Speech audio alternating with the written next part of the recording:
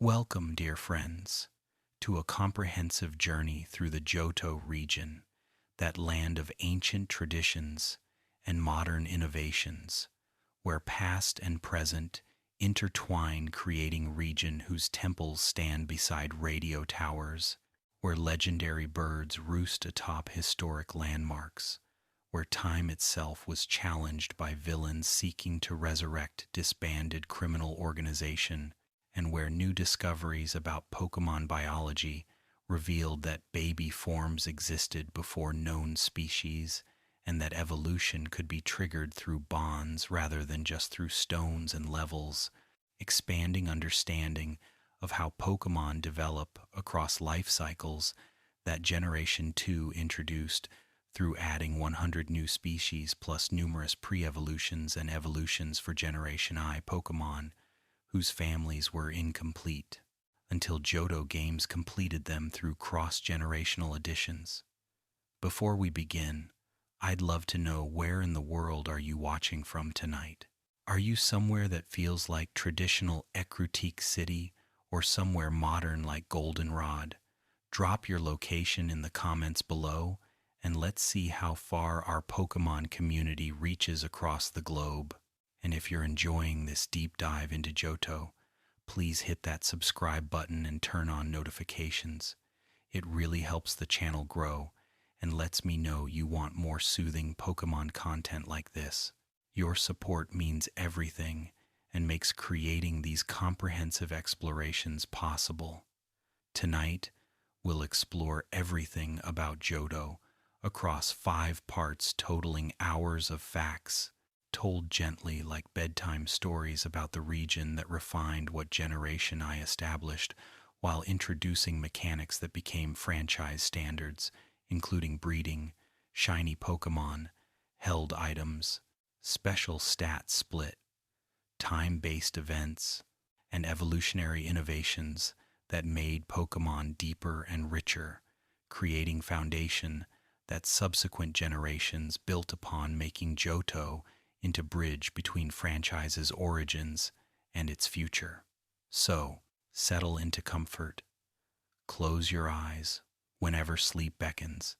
and let us begin this gentle journey through Johto, told soothingly like tales about the region where tradition honored past while embracing future. The Johto region is based on Kansai region of Japan, the cultural and historical heartland containing ancient capitals Kyoto and Nara, whose temples, shrines, and traditional architecture inspired Johto's aesthetic that emphasized heritage and history, creating region whose identity derived from honoring traditions while accepting modernity. The choice of Kansai for Generation 2 reflected deliberate decision to explore Japanese cultural roots more explicitly than Kanto-based Kanto had done, making Johto into region where cultural identity was central theme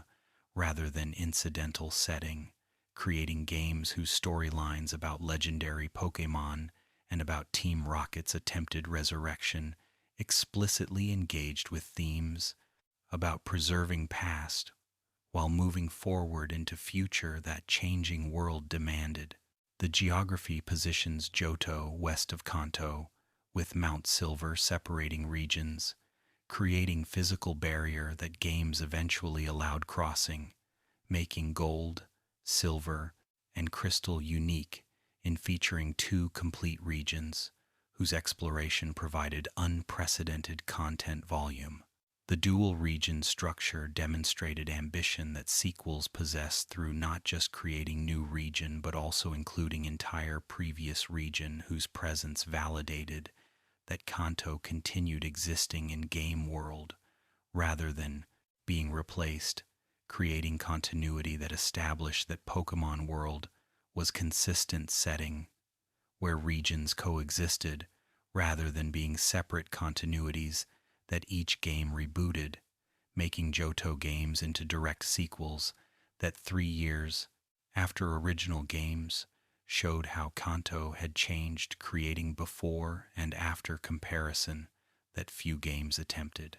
Newbark Town serves as starting location in southwestern Johto, where Professor Elm's laboratory provided first Pokémon from Trio, including Chikorita, Cyndaquil, and Totodile, whose grass, fire, and water types continued starter tradition that Generation I established. The small town beginning created familiar pattern but also created contrast with Pallet Town's simplicity through Newbark, having slightly more buildings suggesting that even starting location showed Johto's greater density compared to Kanto's sparse early roots, creating impression that Johto was more settled region where civilization was more established than Kanto's frontier feeling suggested through comparing starting town sizes and complexities. Violet City contains Sprout Tower, where monks trained fighting-type Pokémon, creating cultural landmark, whose Buddhist temple aesthetics introduced religious architecture that Kanto hadn't featured, making Johto immediately feel different through incorporating spiritual traditions into gameplay locations. The tower's swaying created structural characteristic that lore explained as training device teaching balance and discipline, making architecture into metaphor for training philosophy that monks espoused, creating thematic consistency, where building design reflected inhabitants' values, making Sprout Tower into early signal that Johto emphasized cultural texture that made regions feel distinct beyond just having different Pokémon, creating sense that Johto had different cultural priorities than Kanto, whose more secular modern aesthetic, Violet City's traditional spirituality contrasted with Azalea Town's slowpoke, well-created conservation storyline where Team Rocket's exploitation of sacred Pokémon for profit violated local beliefs that slowpoke were prosperity symbols, whose well-being mattered for community welfare. The cultural significance that locals attributed to Pokémon created storyline where protecting Pokémon wasn't just practical necessity but cultural obligation,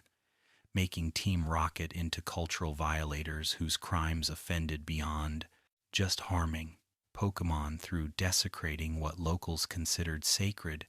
creating moral dimension that made defeating them feel righteous rather than just being gameplay objective, making Azalea's conflict into culturally meaningful confrontation rather than generic villain encounter. Goldenrod City served as Johto's largest metropolis, featuring radio tower, department store, underground, game corner, and numerous other facilities, creating urban center whose size and density exceeded anything Kanto offered, despite Celadon and Saffron being large cities. The metropolitan scope demonstrated technological advancement that 3 years since Kanto games had produced, creating impression that Pokémon World was developing with radio technology, representing communication revolution that tower's prominence signified, making Goldenrod into modernity symbol, whose gleaming buildings contrasted with Ecrutiac's traditional architecture, creating cultural tension between old and new that Johto's thematic core explored through juxtaposing cities representing different temporal orientations. Ecrutique City embodied Johto's traditional identity through Burn Tower and Bell Tower, whose histories involved legendary Pokémon, whose actions shaped regions' mythology. The tower's presence created sacred geography where locations weren't just functional spaces, but were historically and spiritually significant sites, whose stories locals knew, creating lived history that residents referenced, making Ecrutique into place where past wasn't abstract but was physical presence that burned ruins and standing tower manifested, making history tangible rather than distant, making Ecrutique into Johto's spiritual center whose importance derived from legendary events that occurred there, creating pilgrimage, destination that cultural significance rather than practical utility, made important. The burned tower's history involved fire 300 years ago that killed 3 Pokémon, whom Ho-Oh resurrected as legendary beasts, creating origin story that explained Entei, Raikou, and Suicune's existence through tragedy and redemption narrative. The backstory demonstrated how Johto games developed mythology more explicitly than Generation I had done, creating detailed narratives, explaining legendary Pokemon's origins rather than leaving them mysterious, making legendary encounters into culminations of stories that games told through NPCs, whose dialogue revealed histories, making legendary Pokemon feel integrated into world rather than being random encounters whose presence wasn't explained beyond being powerful rare creatures. Bell Tower, also called Tin Tower, housed Ho-Oh, whose perch atop structure created imagery of divine bird, overlooking region from highest point, creating geographic hierarchy, where most sacred legendary occupied most elevated position, making physical height into elevated personal weight. Spiritual metaphor. The tower's bells that rang when Ho-Oh appeared created auditory signal of divine presence, making legendary encounter multisensory experience, where sound announced significance, making climb toward Ho-Oh into ascending toward divine encounter. That spatial progression through tower's floors,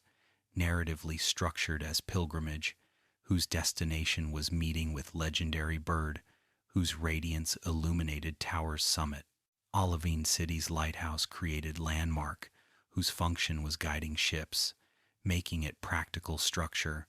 serving maritime navigation, but also creating story opportunity, where lighthouse Pokemon Amphie's illness provided quest, motivating travel to Cian Wood for medicine. The Lighthouse quest demonstrated how Johto games integrated narrative and geography through creating situations where locations became story nodes, whose problems required solving, making world feel inhabited by people with needs rather than feeling like static playground whose locations existed purely for player convenience,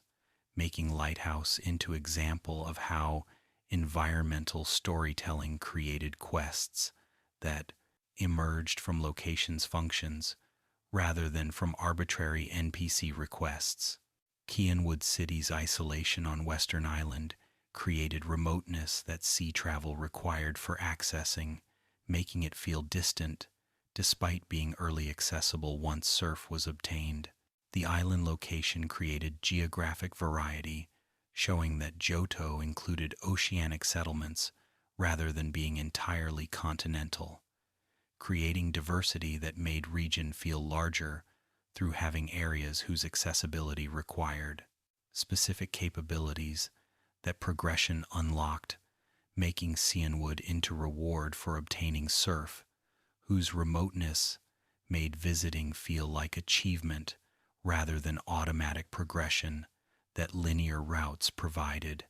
making exploration mechanics a matter for accessing optional but rewarding locations. Mahogany Town's association with Lake of Rage and with Team Rocket's secret base created narrative node where peaceful small town concealed criminal operations whose presence created dissonance between surface tranquility and hidden threat. The hidden base demonstrated how Johto incorporated espionage elements through locations that concealed secrets,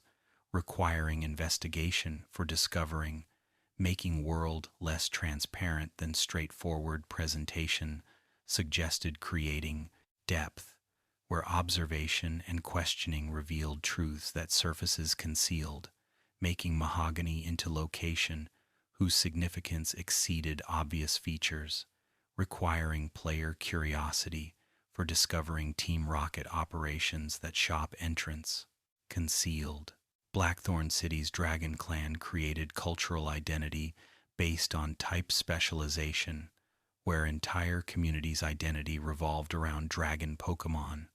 whose rarity made clans' exclusive access symbolize elite status. The clan's presence demonstrated how Johto developed cultural institutions around Pokémon types, creating societies whose identities derived from specialization, making Blackthorn into place where being Dragon Trainer wasn't just mechanical choice but cultural identity that a community maintained through training traditions that Claire represented as gym leader whose family position and type specialization merged,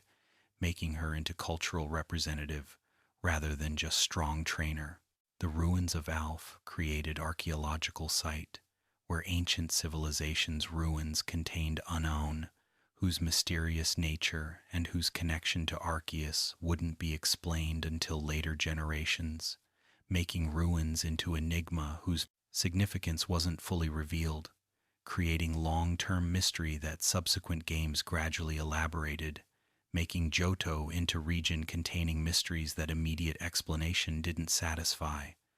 creating sense that world contained secrets whose meanings would be revealed through franchise's continuing development, making ruins into deliberate mystery box that later lore would unpack. Pokémon Gold and Silver released in Japan on the 21st of November 1999,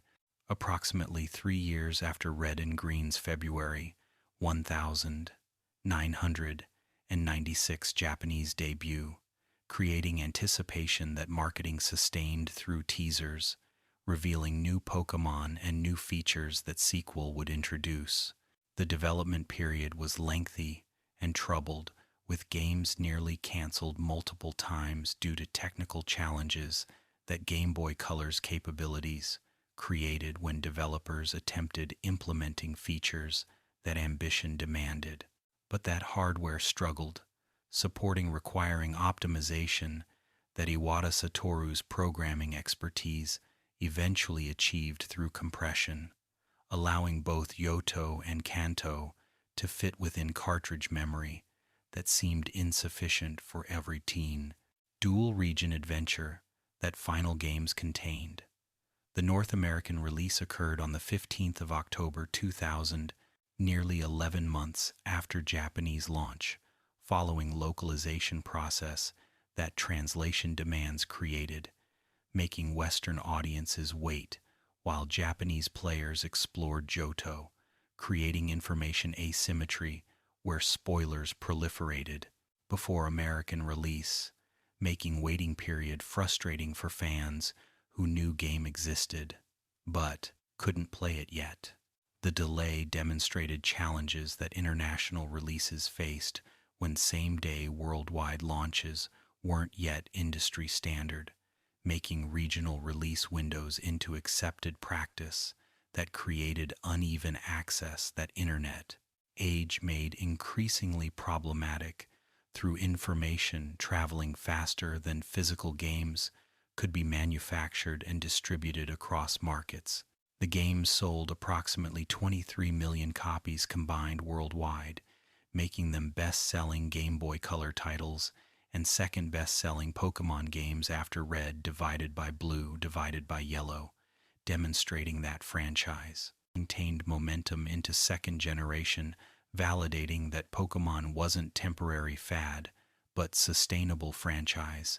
capable of successful sequels. The commercial success surprised analysts who expected Pokémon's popularity to decline, making Gold and Silver into proof that franchise had longevity that single generation couldn't encompass, creating confidence that additional generations would find audiences making Pokémon into ongoing franchise rather than into cultural moment that would fade, making sequels commercially risky. Crystal version released as enhanced third version in Japan on the 14th of December 2000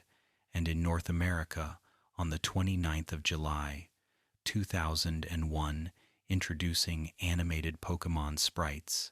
Battle Tower, expanded storyline featuring Suicune,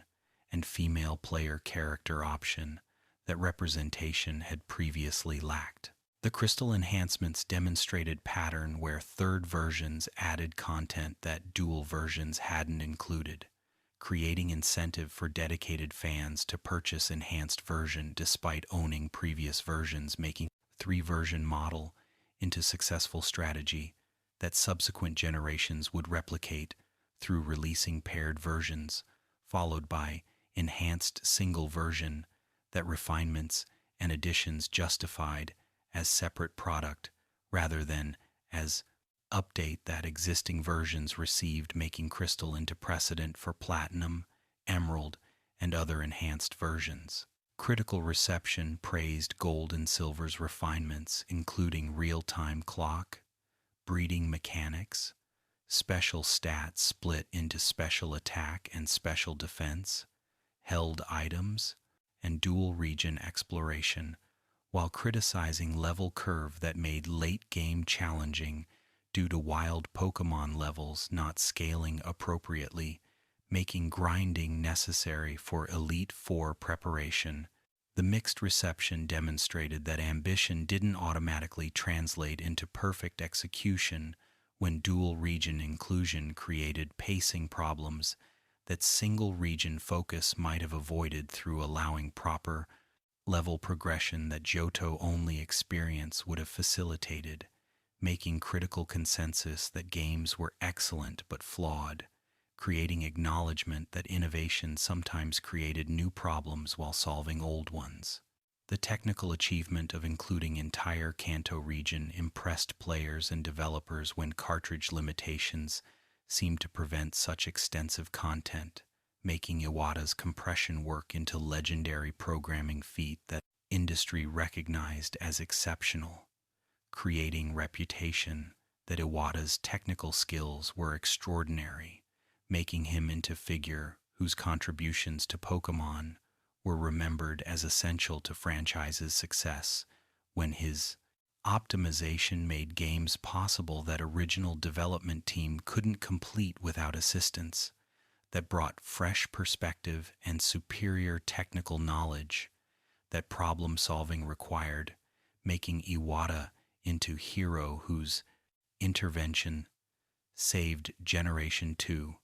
from cancellation. Johto's starter Pokémon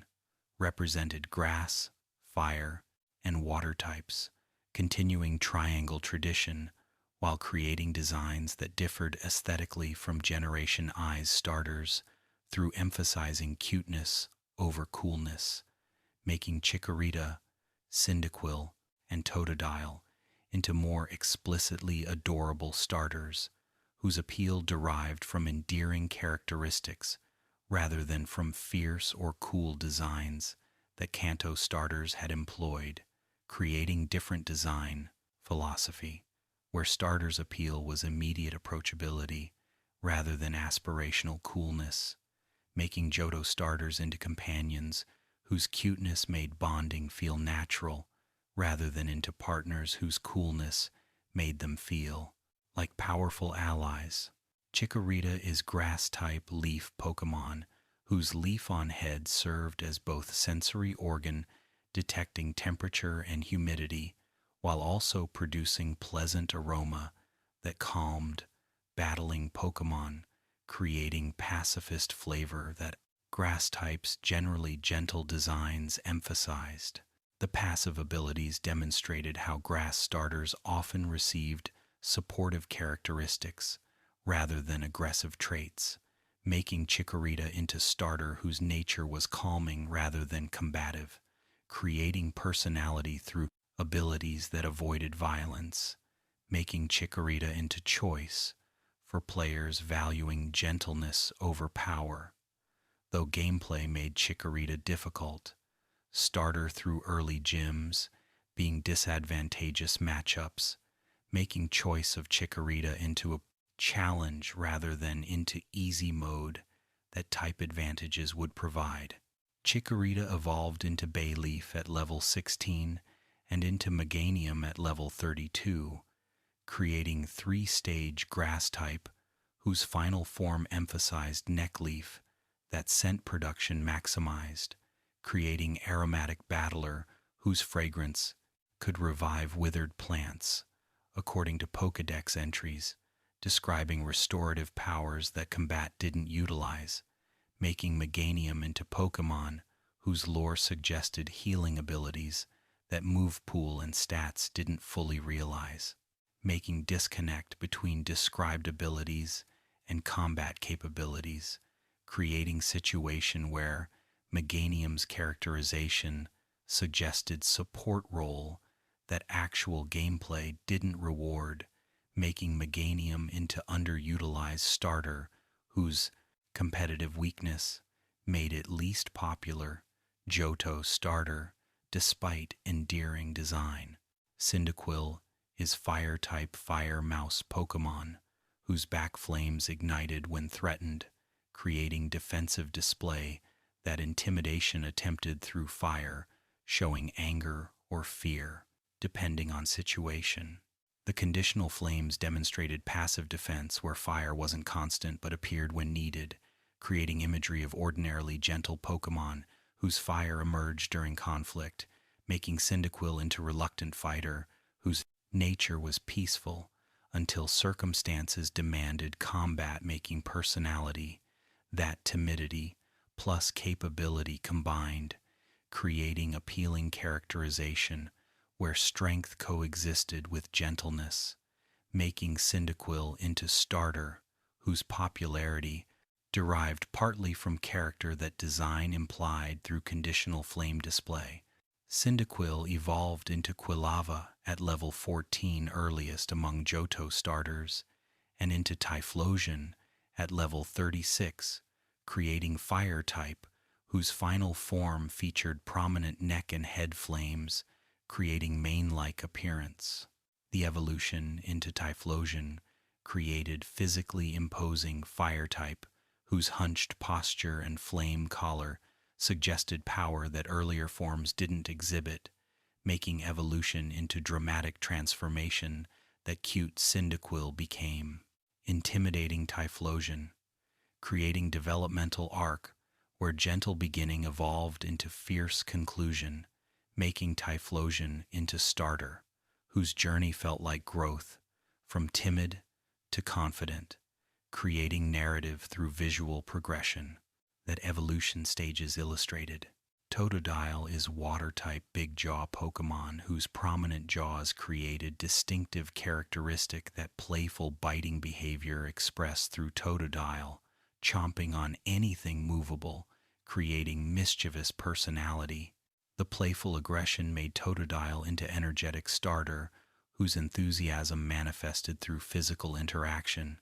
creating characterization where Totodile's energy was endearing rather than threatening, making biting into affection rather than into hostility, creating personality that playfulness defined, making Totodile into starter, whose happiness was infectious through exuberant behavior that design communicated through animated sprites, showing jaw movements. Totodile evolved into Croconaw at level 18 and into Feraligatr at level 30, creating water type whose final form was physically powerful,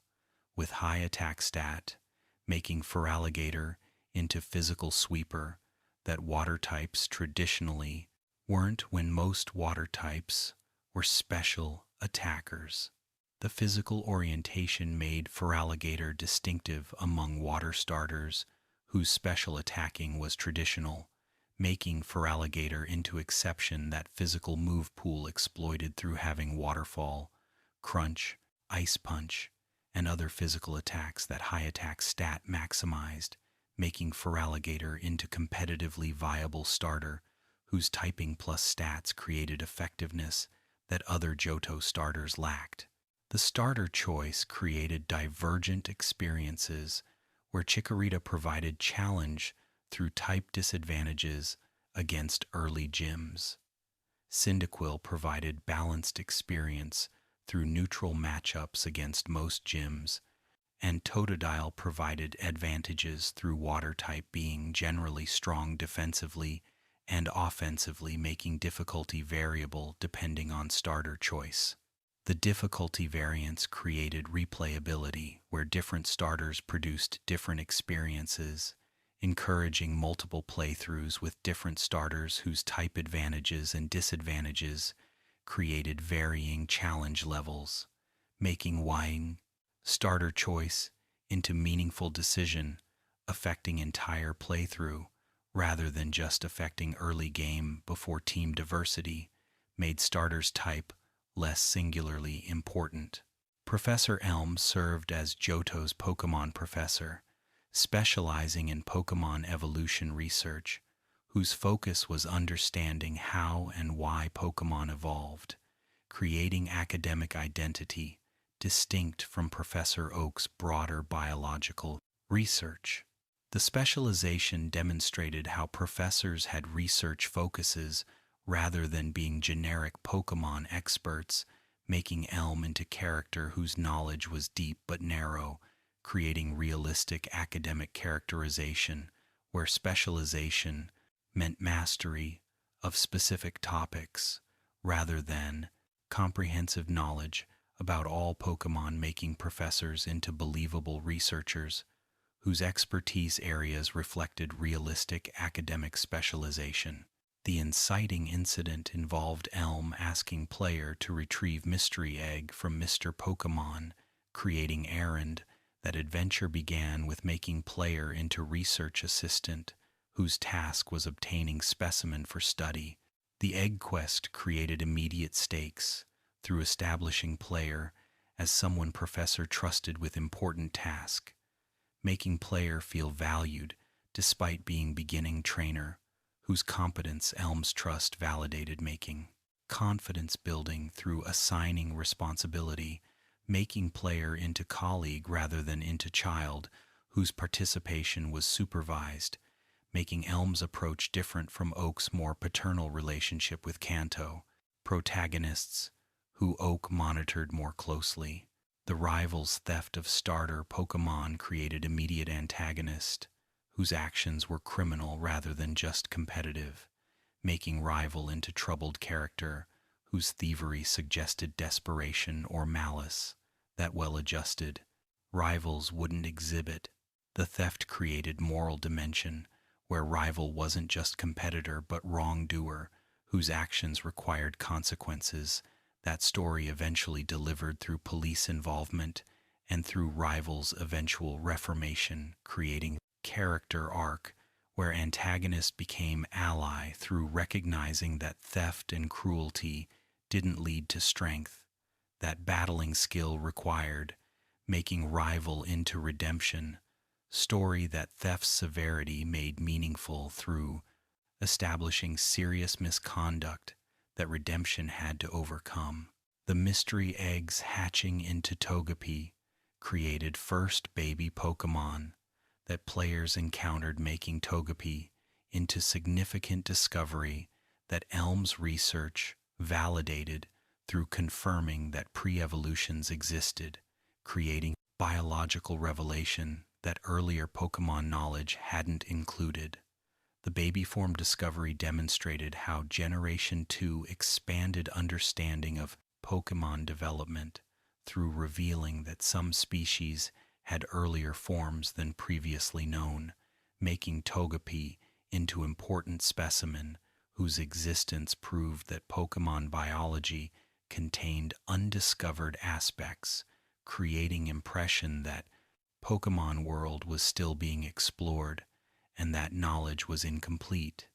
making discovery into ongoing process rather than finished taxonomy. Professor Oak's involvement through checking Pokédex completion created continuity with Generation 1, while positioning Oak as elder statesman, whose legendary status Elm respected, creating mentor-student dynamic implied through Elm referencing Oak's work. The relationship demonstrated scientific community, where researchers communicated and where reputations mattered, with Oak's status as pioneering researcher, making him into figure whose approval mattered professionally, making Oak's presence in Johto into validation that Johto research was legitimate continuation of work that Oak had pioneered, creating academic lineage where Elm was Oak's successor in studying Pokémon biology. The Pokédex as research tool, rather than just gameplay mechanic, created narrative justification for completing collection through framing, catching, as scientific documentation, rather than as personal achievement, making player into contributor to knowledge, rather than into collector satisfying personal completion urges. The scientific framing elevated catching into meaningful activity that research agenda justified,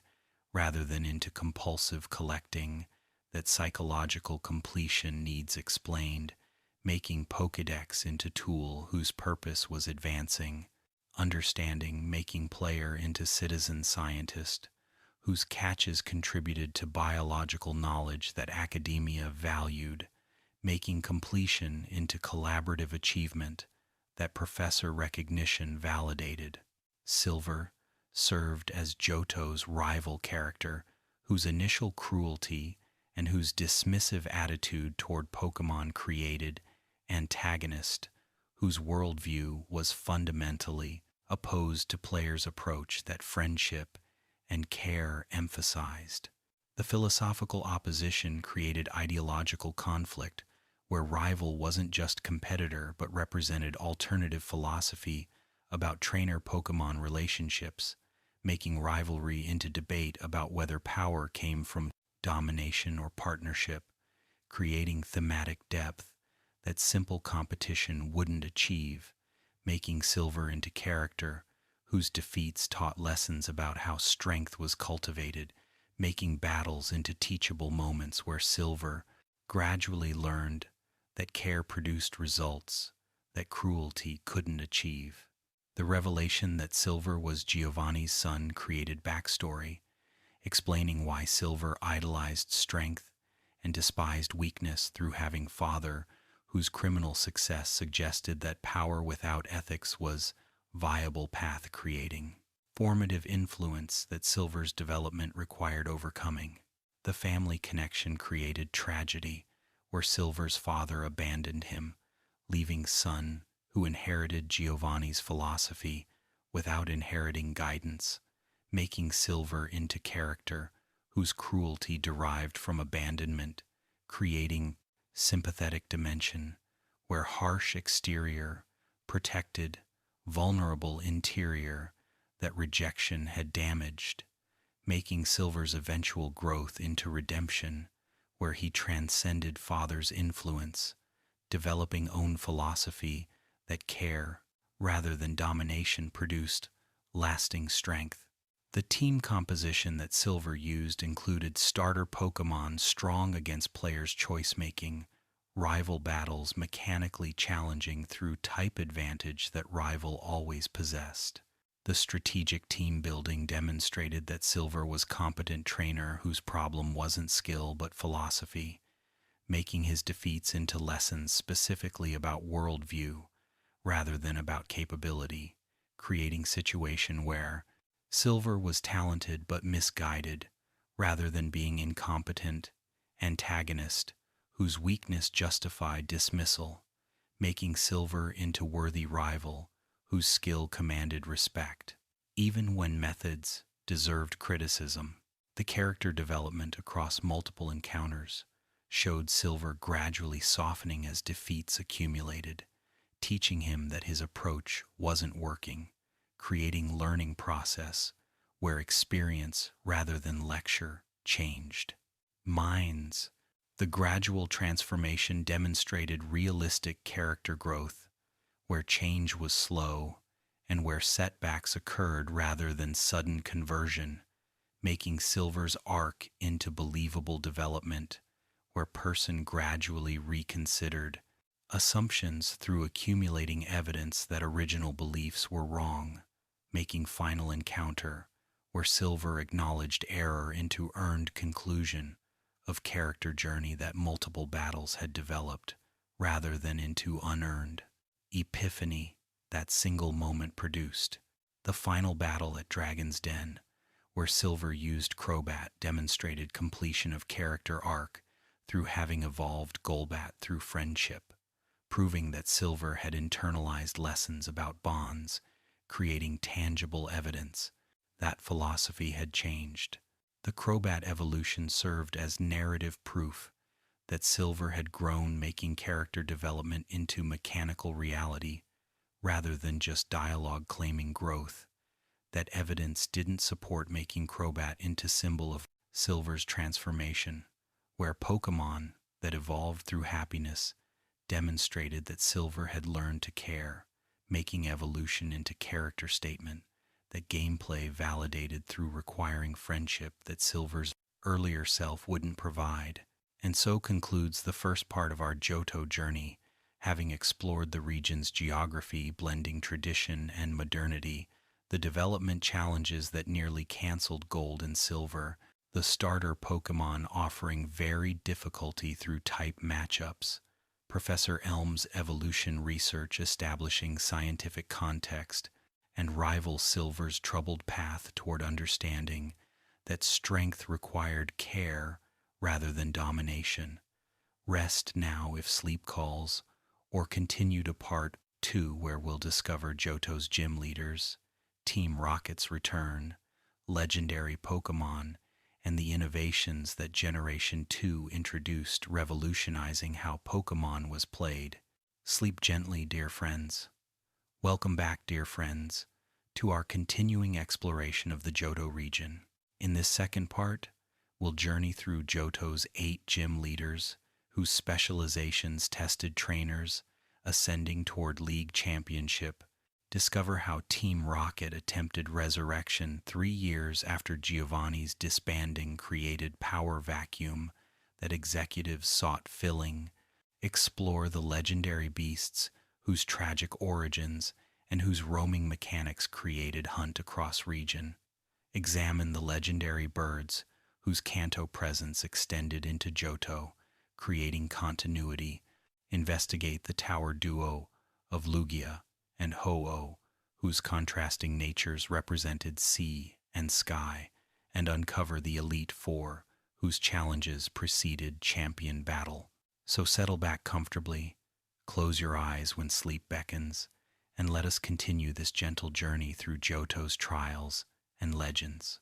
Johto's Gym Challenge followed established pattern, with 8 type specialist leaders whose defeat earned badges that progress marked while unlocking HM usage outside battle. The gym leaders' characterizations were more developed than Generation I's had been, with personalities and backstories that dialogue revealed, creating characters whose identities extended beyond type specialization, making them into people rather than into obstacles whose only characteristic was which type they used, making Johto's gym leaders into more memorable characters whose traits players recalled beyond just remembering which type they specialized in. Faulkner led Violet City's gym as flying type specialist, whose youth and whose legacy as son of previous gym leader created character whose insecurity about living up to father's reputation manifested through determination, proving worthiness. The generational succession demonstrated how gym leadership could be inherited, creating institution where families maintained positions across generations, making gym leaders into dynasties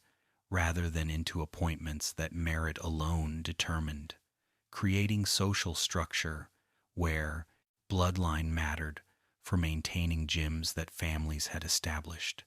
creating traditional hierarchy that skill validated but lineage enabled. The flying type specialization as first gym created easier introduction than Brock's rock types had provided, making Faulkner more accessible to beginning trainers whose starters could handle flying opponents more easily than Media 7 rock opponents that Brock used.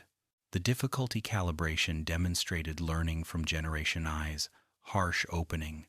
where rock types resisted normal attacks, making early game frustrating for players whose move pool options were limited, making Faulkner's flying types into gentler introduction that didn't wall players whose Pokemon hadn't learned super effective moves yet, making progression smoother than Brock's gym had allowed. Bugsy operated Azalea Town's gym as bug-type specialist,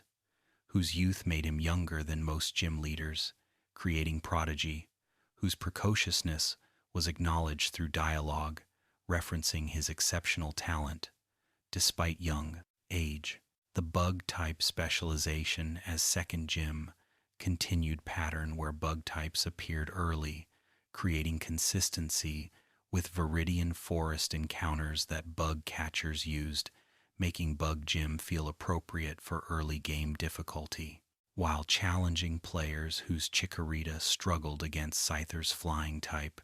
creating difficulty variants that starter choice produced, making Bugsy harder or easier depending on team composition. Whitney commanded Goldenrod City's gym using normal types, whose Miltank became infamous for difficulty, that rollout strategy created through momentum-building move that became progressively stronger. The difficulty spike created memorable challenge where many players struggled with Miltank, whose combination of bulk and power made it threatening, creating wall that unprepared players couldn't overcome, making Whitney into difficulty, gate that team building and strategy required for passing, making her gym into skill check that separated players who understood mechanics from players who relied purely on over-leveling, making Whitney's gym into memorable challenge that community shared through common experience of losing to Miltank. The Clefairy doll prize that Whitney gave after defeat became iconic reward whose utility was non-existent, making it into joke prize that emotional player character treasured despite doll having no use, creating humor through character, treating worthless item as precious gift. The useless reward created comedy, while also creating genuine sentiment through representing Whitney's personality, whose collection of cute things doll exemplified, making prize into character expression rather than into functional reward, making Whitney memorable through personality. That gym challenge and reward both revealed. Morty led Ecruteak City as ghost-type specialist, whose pursuit of Ho-Oh created character motivation beyond gym duties, showing that gym leaders had ambitions outside battling challenging trainers. The legendary pursuit demonstrated how gym leaders were characters with goals rather than being NPCs, whose only purpose was providing badge, creating depth where Morty's interest in legendary Pokémon made him into person whose life had prize with Morty, dimensions beyond gym leadership, making him memorable through having characteristic beyond type specialization that all gym leaders possessed, making personality what distinguished individuals from role they filled. Chuck operated Cianwood City's gym as fighting type specialist, whose training under Waterfall created aesthetic that martial arts training montages referenced, making Chuck into character whose dedication manifested through extreme training regimen. The Waterfall training created visual identity that dialogue reinforced, making Chuck into gym leader whose appearance and whose methods matched, creating consistency between visual design and character description, making Chuck into coherent character whose fighting type specialization extended into philosophy about physical training, making type choice into lifestyle rather than into arbitrary specialization. Jasmine ruled Olivine City's gym using steel types, after initially being unavailable due to Lighthouse Pokemon Amphi being sick, creating delay. That storyline explained through showing that gym leaders' responsibilities extended beyond just battling challengers. The steel type specialization introduced new type that Generation 2 added, making Jasmine into showcase for type whose properties players were learning, making her gym into tutorial about steel type's resistances and weaknesses that experience taught through battle, creating educational component where Gym Challenge also taught type matchups that Steel's unique defensive profile created. The Amphi questline that preceded challenging Jasmine created investment in Gym Leader, whose compassion for sick Pokémon characterized her as caring person, whose gym duties took secondary priority to Pokémon welfare, making her sympathetic, through showing that battling wasn't only or primary concern, making Jasmine into character whose personality was kind and whose priorities were appropriate, making her into mentor whose values modeled how trainers should treat Pokémon, making Jasmine into positive role model whose characterization reinforced game's themes about caring for Pokémonday. Price commanded Mahogany Town's gym specializing in ice types, whose age made him oldest gym leader, creating Elder, whose experience was vast, but whose bitterness about past suggested that longevity didn't guarantee wisdom. The backstory about Price's partner Pokémon disappearing years ago created tragedy that explained cold personality, making Price into character whose emotional isolation resulted from loss, creating sympathetic dimension where harshness protected wounded heart,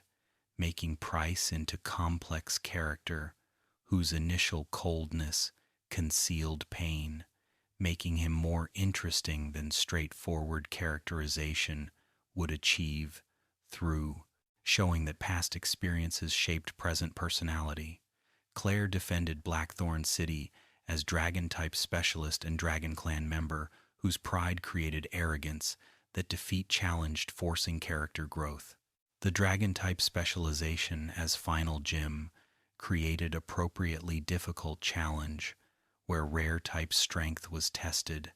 making Claire into serious obstacle whose Kingdra required strategy for defeating, making final gym into actual challenge rather than into formality, making badge earning into achievement that effort required. The post-defeat attitude where Claire initially refused giving badge created character flaw, that elders corrected teaching that accepting defeat was part of being gym leader,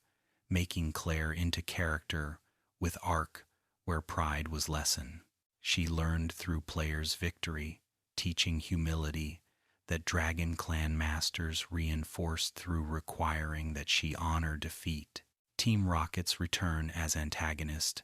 3 years after Giovanni disbanded organization, created storyline about criminal enterprise, attempting resurrection without founder whose leadership had made it effective. The leaderless structure, where executives, Archer, Ariana, Petrel, and Proton attempted filling power vacuum, created organizational struggle, where former lieutenants competed for authority that Giovanni's absence left vacant, creating disorganized villainy that incompetence characterized, making Team Rocket into declining organization whose glory days had passed, making them tragic through being shadow of former threat that Kanto Games had featured. The Slowpoke Well incident where Team Rocket harvested Slowpoke tails for profit created early encounter, demonstrating that Rocket operations continued focusing on Pokemon exploitation for financial gain. The tail-cutting operation created cruel imagery that game presented through showing mutilated Slowpoke, whose suffering was explicit, making Team Rocket's villainy unambiguous through depicting actual harm that operations caused, rather than abstract criminal activity whose victims remained unseen, making Slowpoke well into emotionally impactful encounter where consequences of criminal activity were visible, making defeating Rocket feel morally necessary rather than just being gameplay objective. The radio tower takeover created climactic operation where Team Rocket's ambitions reached peak through attempting to broadcast message summoning Giovanni to return, leading organization that his departure had left adrift. The takeover demonstrated desperation where Rocket sought salvation through summoning absent leader, whose return they believed would restore glory, creating pathetic quality where criminals couldn't accept that glory days had ended, making broadcast attempt into denial about irrelevance, making Team Rocket into villains whose threat was diminished through being unable to move forward without founder, whose absence they couldn't compensate for through own capabilities. The infiltration gameplay where player navigated radio tower, battling rocket grunts, created dungeon crawl that Kanto's Silphco raid paralleled, creating continuity where rocket operations required infiltrating buildings they occupied. The structural similarity demonstrated how Team Rocket's methods hadn't evolved, creating stagnation where same tactics were employed, suggesting that organization hadn't learned from previous defeats, making them into static threat whose predictability made them manageable, creating sense that Team Rocket was fighting previous war using strategies that had failed, making their defeat inevitable through refusing to adapt to circumstances that had changed since. Giovanni's leadership had made them effective.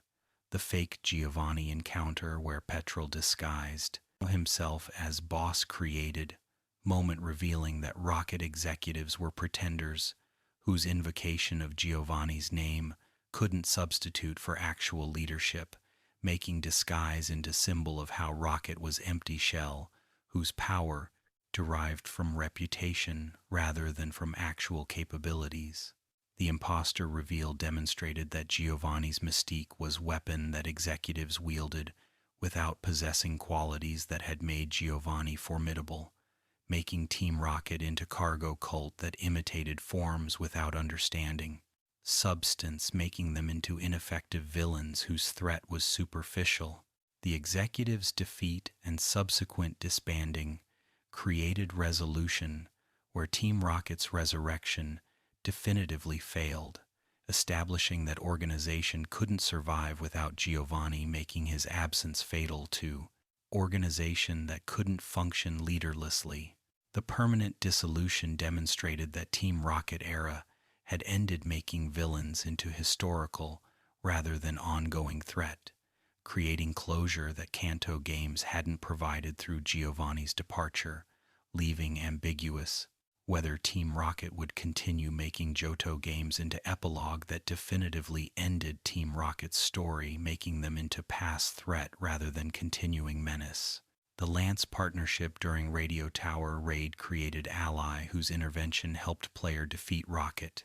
creating dynamic where protagonist wasn't solely responsible for victory but was supported by authority figures whose power exceeded players, making realistic scenario where established authorities assisted rather than depending entirely on child to solve crisis. The partnership demonstrated that adults in Pokemon world were capable and that player was remarkable not because adults were incompetent but because player was exceptional, making protagonists' achievements impressive through occurring in world where competent people existed, making player into prodigy rather than into only capable person in world of incompetence. The legendary beast trio, consisting of Entei, Raikou, and Suicune, represented fire, electric, and water types whose origins involved being resurrected by Ho-Oh after dying in burned tower fire, creating tragic backstory that explained existence through death and resurrection narrative. The resurrection myth demonstrated how Johto games developed legendary lore more explicitly than Generation I had done, providing detailed origin stories that NPCs recounted, making legendary Pokemon into characters whose histories players learned, rather than into mysterious creatures whose backgrounds remained unknown, making legendary encounters into being culminations of narratives that games told through environmental storytelling and through NPC dialogue. The roaming mechanic where beasts fled around Johto after being encountered at Burned Tower created chase that required tracking through Pokédex location feature that showed current route where beast was located. The roaming system created hunt that persistence and strategy required for completing, making legendary encounters into projects that dedication achieved rather than into guaranteed events that story progression automatically provided, making beasts into optional challenges that catching required committing to pursuit that casual play wouldn't accomplish, making legendary Pokémon into rewards for players who invested effort into tracking mechanics that roaming necessitated. Entei embodied volcanic fire representing flames that had killed it before resurrection, transformed trauma into power, creating Pokémon whose fire was simultaneously destruction that caused death and rebirth that resurrection provided. The volcanic imagery created majestic characterization, where Entei was force of nature whose presence caused eruptions, according to Pokédex entries that described how new volcanoes formed when Entei roared, creating geological power that surpassed normal fire types, making Entei into legendary, whose capabilities exceeded mundane through being able to create volcanoes, making it literally world-shaping force, whose power was environmental rather than just combative. Raikou represented thunderstorms, embodying lightning whose speed and whose power made it into swift striker that pursued fleeing opponents. The Thundercloud Association created imagery of storm given form, making Raikou into weather deity, whose movement created meteorological phenomena that presence caused, making Raikou into living storm, whose existence affected environment, creating supernatural presence that mundane Pokémon lacked, through being phenomena rather than just being creature, making legendary status appropriate for being that transcended normal biology, becoming force rather than organism. Suicune embodied purifying water, whose presence cleansed pollution, making it into healer, whose power was restoration rather than destruction. The purification power created benevolent legendary, whose interventions benefited rather than threatened, making Suicune into protector, whose actions preserved environments that humanity degraded, making it into ecological guardian, whose presence indicated unpolluted water, creating indicator species whose appearance suggested environmental health, making Suicune into Pokémon, whose significance was ethical rather than just powerful, making it valuable beyond combat, capabilities through having purpose that preservation served. The Crystal version expansion gave Suicune featured role, where it appeared repeatedly throughout Journey, creating encounters that built relationship before final battle at Tin Tower. The expanded presence made Suicune into character rather than into random encounter, creating bond through repeated observation that made eventual capture feel like culmination of relationship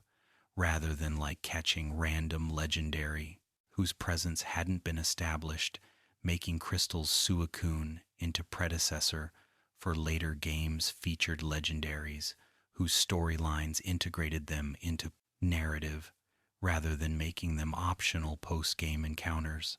The difficulty catching roaming beasts created challenge where flee mechanic made capture tedious, requiring either mean look trapping or Master Ball usage for guaranteed capture. The frustration that roaming created became infamous, making beast hunts into tests of patience that many players abandoned, using Master Ball for Suicune or Raikou or Entei, rather than enduring flee and pursue cycle that roaming mechanics created, making legendary capture into convenience decision where players chose between challenge or efficiency, making Master Ball into relief rather than into wasteful luxury when alternative was frustrating, hunt that immediate, flee after each encounter created. Articuno, Zapdos, and Moltres returned from Generation the First, I appearing in Johto as roaming Pokémon, after player obtained all 16 badges, creating post-game legendary encounters that required completing both regional journeys before accessing. The post-game availability created Ultimate Challenge, where legendary birds were rewards for full completion, making them into achievements that dedication earned through completing everything that games offered, making birds into final formants. Collection objectives that completionists pursued after exhausting main content, making their presence into extension of gameplay that provided goals beyond league victory. The roaming implementation for birds matched beasts' mechanics, creating multiple legendary hunts. That portfolio of roaming encounters created making legendary hunting into significant post-game activity that tracking and capturing required committing substantial time toward achieving. The multiple roaming legendaries created abundance that Generation I's static legendary encounters hadn't provided, making Johto games into region with many legendaries whose availability was conditional rather than guaranteed, making legendary Pokémon into achievements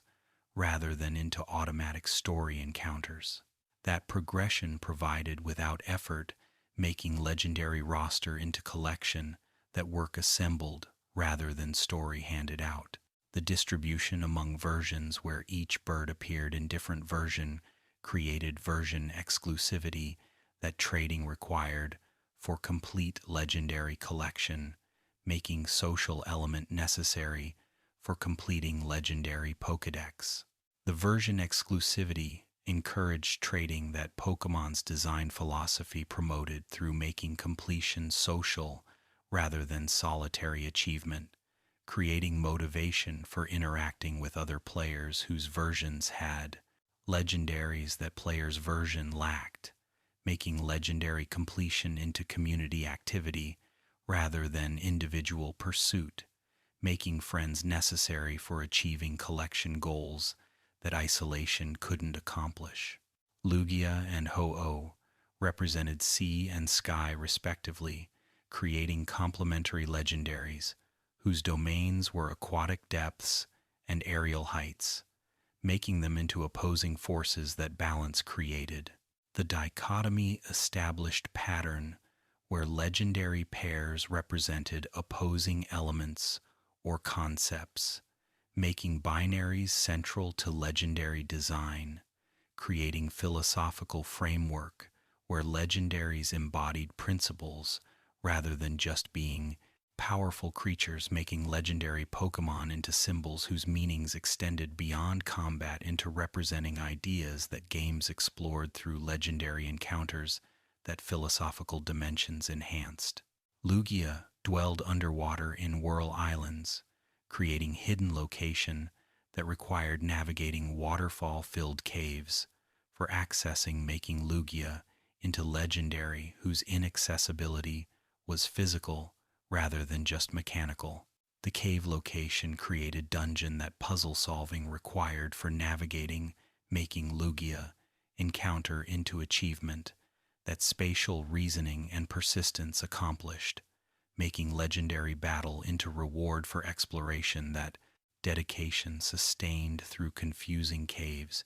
whose complexity made reaching Lugia into accomplishment that effort validated through providing legendary encounter that maze completion earned. The diving mechanics and the waterfall navigation created environmental challenges that HM usage required for completing, making Lugia encounter into test of whether player had assembled team with necessary field capabilities for reaching location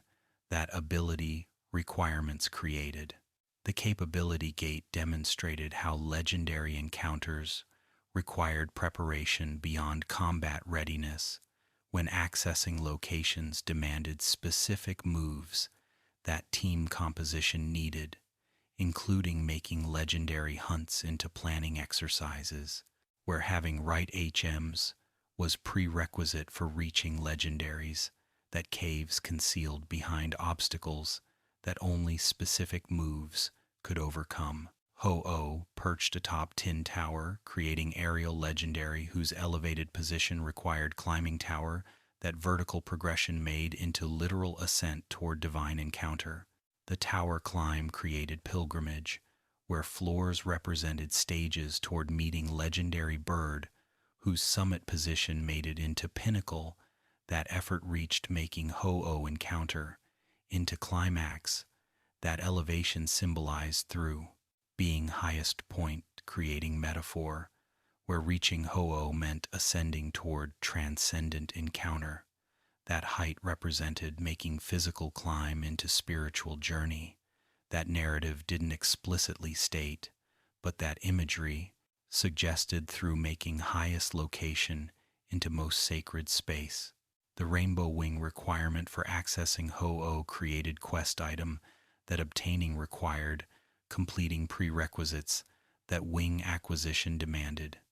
making Ho-Oh encounter gated behind tasks that preparatory quests were making. Legendary battle into culmination of journey rather than into accessible encounter that immediate progression allowed. The quest requirements demonstrated how legendary encounters could be narrative achievements rather than just gameplay objectives. When accessing legendaries required completing storylines that wing represented making Ho-Oh into reward for narrative engagement rather than just being powerful Pokémon whose capture gameplay motivated, making legendary encounter into story conclusion that thematic resolution represented.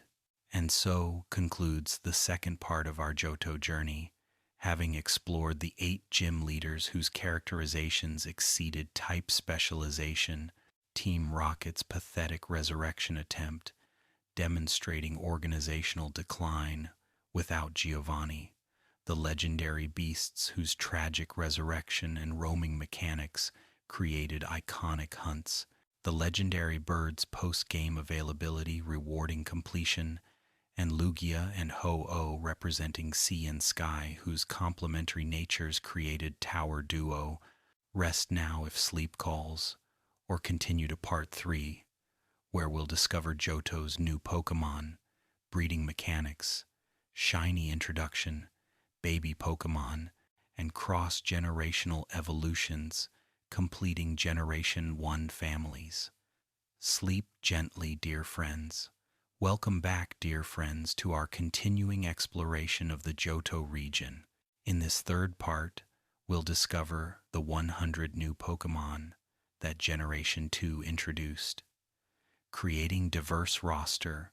including baby Pokémon, requiring breeding for obtaining cross-generational evolutions, completing families that Generation I had left unfinished, entirely new evolutionary lines indigenous to Johto, the revolutionary breeding mechanics that daycare transformation into breeding center created, allowing egg production that species propagation enabled, the introduction of shiny Pokémon whose alternate colorations became coveted rarities,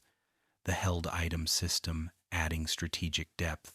and the dark and steel types expanding type chart. So settle back comfortably, close your eyes when sleep beckons, and let us continue this gentle journey through Johto's biological and mechanical innovations. Generation 2 introduced concept of baby Pokémon pre-evolutions of known species that could only be obtained through breeding rather than through wild encounters, creating category whose existence implied that previous Pokémon knowledge was incomplete. The baby forms demonstrated that Pokémon biology was more complex than Generation I had revealed, with developmental stages preceding what had been considered base forms, making scientific understanding evolve as games added layers of complexity that earlier entries hadn't included, making Pokémon World into a place where discoveries continued happening rather than being completely known, making baby Pokémon into revelations that expanded rather than contradicted existing knowledge through adding earlier stages rather than changing what was known about adult forms. Pichu represented baby Pikachu, whose evolution required friendship, creating first happiness, evolution that bonding rather than levels determined. The friendship requirement introduced mechanic, where treatment affected development, making evolution into consequence of care rather than just time, creating gameplay where player actions beyond battling mattered for progression making. Pichu into Pokemon whose evolution player earned through kindness rather than through grinding, making evolution feel more meaningful through representing relationship rather than just representing accumulated experience points, making Pichu evolution into emotional achievement rather than mechanical milestone. Cleffa and Igglybuff served as pre-evolutions for Clefairy and Jigglypuff, respectively, creating baby forms for Generation I. Pokemon, whose families had seemed complete, making revelation that earlier stages existed, reshaping, understanding of species whose development apparently began earlier than previously known. The additions demonstrated how sequels could expand rather than replace, creating continuity where new information supplemented old rather than contradicting it, making Cleffa and Igglybuff into discoveries rather than retcons, making them feel like natural extensions that always existed but hadn't been observed yet, rather than feeling like arbitrary additions that designer convenience created without in-universe justification. Togepi emerged from Mystery Egg, creating first baby Pokemon that players encountered, making it into significant discovery that storyline emphasized through Professor Elm's research, validating that pre-evolutions existed. The narrative importance made Togepi into more than just another Pokemon, making it into specimen whose existence advanced scientific knowledge, creating weight that regular Pokemon encounters lacked through making Togepi into evidence that Pokemon biology contained surprises, making world feel less completely cataloged, creating sense that exploration could still yield discoveries that established knowledge hadn't encompassed. Tyrogue represented baby form for Hitmonlee and Hitmonchan, while also introducing Hitmontop as third evolution, creating branching evolution, where single baby could become 3 different Pokemon depending on stats at evolution level. The split evolution based on stat comparison introduced mechanic, where attack and defense relative values determined outcome, creating evolution that player influence determined through training patterns that stat distribution shaped, making Tyrogue evolution into customizable outcome that training priorities produced, making player into active participant in determining evolutionary outcome rather than being passive observer of predetermined transformation. Smoochum, Elekid, and Magby served as babies for Jinx, Electabuzz, and Magmar, creating pre-evolutions for Pokemon that had seemed like standalone species, making families more complete through adding foundational stages. The additions demonstrated systematic approach where Generation I Pokemon that lacked evolutions received either evolutions or pre-evolutions, filling gaps that original designs had left, creating completeness that initial implementations had lacked, making Johto games into opportunity for refining Generation I through additions that improved rather than replaced, making baby forms into retrospective improvements that enhanced without invalidating original designs. Azurill introduced in Generation 3, but conceptually belonging to Baby Pokemon Wave, demonstrated how baby concept persisted beyond Generation 2, creating ongoing category where future generations could add babies for existing Pokemon. The precedent meant that any seemingly complete family could potentially receive baby form in future, creating possibility that kept families open to expansion, making Pokémon roster into perpetually incomplete catalog where future discoveries remained possible, maintaining sense that Pokémon World contained unexplored depths that sequels would reveal. The breeding requirement for obtaining babies created gameplay loop where breeding produced eggs that hatched into babies that evolved into known Pokémon, creating generational cycle that biological reproduction mimicked, making breeding pass into essential mechanic for completing Pokédex that baby Pokémon's wild unavailability necessitated. The mandatory breeding made daycare into required facility rather than optional service, creating gameplay where breeding mechanics had to be learned for completion, making baby Pokémon into tutorial that taught breeding through making it necessary for Pokédex progress, that babies locked behind breeding gates ensured couldn't be avoided by players seeking completion. Crobat evolved from Golbat through friendship, creating third stage for Zubat line, the generation I had left as two-stage family. The addition demonstrated how evolutions could complete families retroactively, making Golbat into middle stage rather than final form, creating recontextualization where what seemed finished was actually incomplete, making Crobat into Entane. Revelation that Golbat had further potential that friendship unlocked, making evolution into reward for caring for Pokémon that many players disliked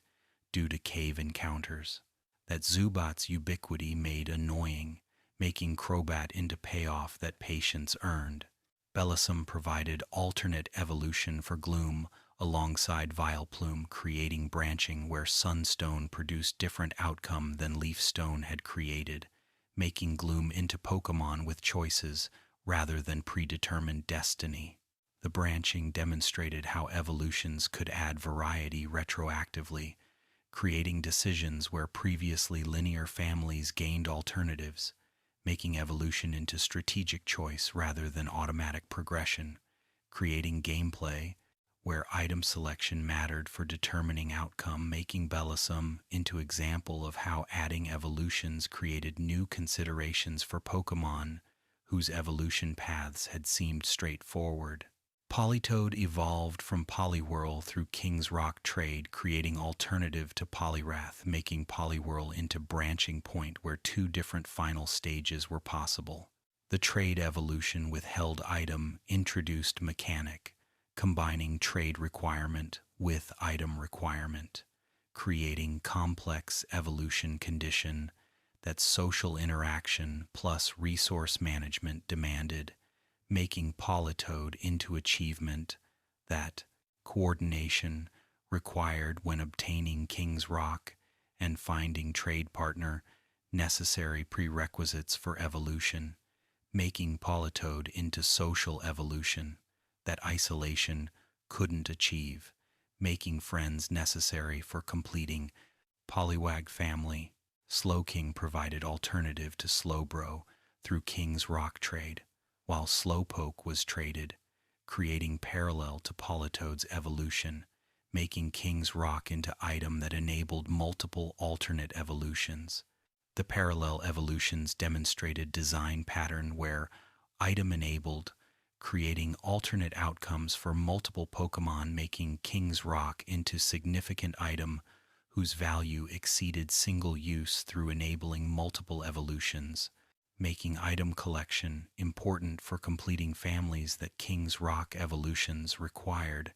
making held items into essential resources rather than into optional bonuses. Steelix evolved from Onyx through Metal Coat trade,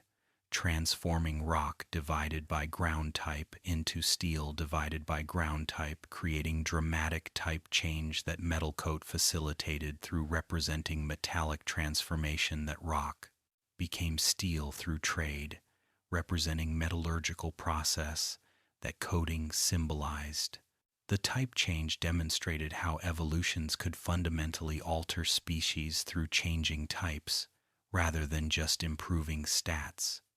making Steelix into different Pokémon rather than stronger Onix, creating transformation that justified considering Steelix separately rather than as simple upgrade, making evolution into metamorphosis that produced genuinely different creature. Scizor evolved from Scyther through Metal Coat trade, creating rare case, where evolution maintained base stat total, simply redistributing points rather than increasing them, making Scizor into alternative rather than upgrade, creating legitimate choice where Scyther remained viable option. The stat redistribution demonstrated that evolutions weren't always improvements, but could be side grades offering different capabilities rather than superior capabilities, making evolution decision meaningful when both forms had merits, making Scizor into option rather than obligation, making Scyther users into legitimate choice rather than into players who hadn't evolved yet,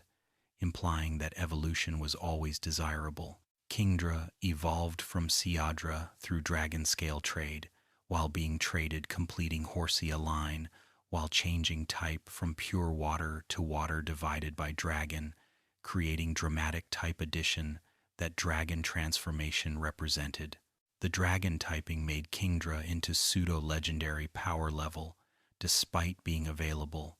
Evolution creating accessible dragon type when most dragon types were legendary or rare, making Kingdra into democratization of dragon type that accessibility provided, making dragon types less exclusively elite, making Kingdra into competitive option that obtainability facilitated. Porygon 2 evolved from Porygon through upgrade trade, representing technological improvement that software update metaphorically represented through item that system enhancement symbolized. The technological evolution demonstrated how artificial Pokémon evolved differently than biological species through upgrades rather than growth, making Porygon 2 into updated version rather than matured form, making evolution into patching that human engineering provided rather than natural development, creating unique evolution narrative that artificial life's nature demanded, creating consistency where artificial Pokémon evolved through artificial means. Blissey evolved from Chansey through happiness, creating third stage that high friendship required, making Chansey family into happiness-based line, where both Happiny and Blissey required friendship for evolution, creating thematic consistency, where happiness, Pokemon evolved through happiness. The evolution completed Chansey line, while creating family whose evolution method matched theme, making mechanical consistency with conceptual identity, creating elegance, where how Pokemon evolved reflected what Pokemon was making Blissey into natural culmination of Chansey's caring nature that friendship evolution mechanically expressed. The daycare transformation from level grinding service into breeding center created revolutionary mechanic, where leaving compatible Pokemon produced eggs that hatching revealed contained baby Pokémonday. The breeding introduction created gameplay loop, where species could be propagated through player action rather than just being caught from wild, creating biological realism that reproduction represented, making Pokémon into creatures that reproduced, rather than being static spawns whose populations regenerated through game mechanics rather than through biological processes, making breeding into simulation of actual biology that previous games hadn't attempted. Egg groups organized Pokémon into compatibility categories where members of same group could breed regardless of species, creating genetic framework where evolutionary relationships determined breeding compatibility, making egg groups into taxonomic classifications that shared ancestry implied. The grouping system created biological logic where similar Pokémon could interbreed while dissimilar Pokémon couldn't, making breeding into system with rules that biological plausibility suggested rather than being arbitrary, compatibility that convenience determined, making egg groups into thought-out system that evolutionary relationships informed. The field egg group contained mammals and terrestrial creatures whose land-based nature made them compatible, creating largest and most diverse group whose broad membership reflected how terrestrial life was dominant, making field group into catch-all for creatures whose terrestrial nature was primary characteristic. The breadth demonstrated how egg groups varied in specificity, with field being broad, while groups like Water 3 containing arthropods was narrow, creating hierarchy, where some groups were inclusive while others were exclusive, making egg group membership into spectrum rather than into uniform categories. The water egg groups split into Water 1, Water 2, and Water 3 representing different aquatic life, with Water 1 containing amphibians and general aquatic, Water 2 containing fish, and Water 3 containing arthropods, creating specificity that aquatic life's diversity demanded. The multiple water groups demonstrated how single element could contain subcategories that biological diversity required for accurate representation, making water groups into example of how breeding system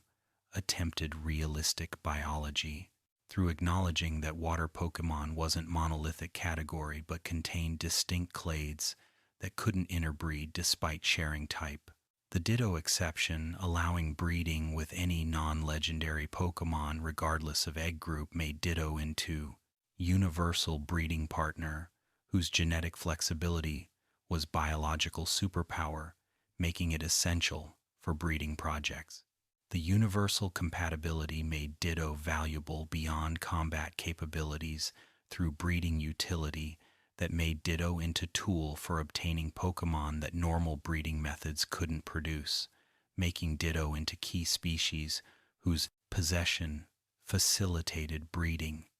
making it into infrastructure, Pokémon whose value was utility rather than strength. The gender ratio importance, where species with skewed ratios made breeding difficult when female was necessary for species propagation,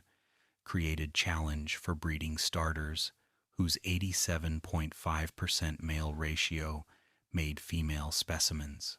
rare. The gender imbalance created breeding difficulty that RNG challenged through making desired gender uncommon, creating frustration that breeding projects encountered when gender requirements weren't satisfied,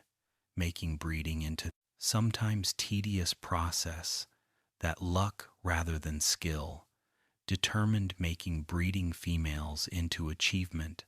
that persistence eventually produced, but which randomness made unpredictable. The move inheritance through breeding, where fathers' moves passed to offspring, created egg moves that normal level-up learning didn't provide, making breeding into method for obtaining moves that wild-caught Pokémon couldn't have. The egg moves created optimization opportunity, where breeding produced superior movesets that catching couldn't replicate, making bred Pokémon into premium specimens whose moves reflected planning that breeding chains required for transferring moves across generations, making competitive Pokémon into bred rather than caught, making breeding essential for optimization that competitive play demanded. The IV inheritance, where parent stats partially transferred to offspring, created genetic system, where breeding produced better specimens than wild encounters provided, making breeding into improvement method, where successive generations accumulated better stats. The inherited IVs made breeding into optimization process, where parent quality determined offspring quality, creating selective breeding that agricultural analogies fit, making Pokémon breeding into husbandry simulation that real animal, breeding paralleled, making breeding into system with depth that understanding genetics rewarded, making IV breeding into advanced technique that mastery required, shiny Pokémon introduced as extremely rare alternate colorations with 1 over 8,192 encounter rate, created collecting goal beyond species completion, making shinies into prestige markers whose rarity made them valuable. The introduction created new category where same species had value hierarchy based on coloration, making shiny Pokémon into status symbols whose possession indicated luck or dedication, that obtaining them required making shinies into 2-1, achievements that rarity validated as significant accomplishments that normal catching couldn't match, making shiny hunting into endgame activity that completion sought. The red Gyarados at Lake of Rage served as scripted shiny encounter that guaranteed every player would obtain at least one shiny Pokémon, making shiny concept into known quantity rather than legend that players might never experience. The guaranteed shiny introduced mechanic through story, ensuring that shinies weren't just rumors, but were real alternate forms that players could see, making red Gyarados into proof that shinies existed, creating awareness that motivated hunting when players knew shinies were possible rather than being uncertain whether alternate colors existed,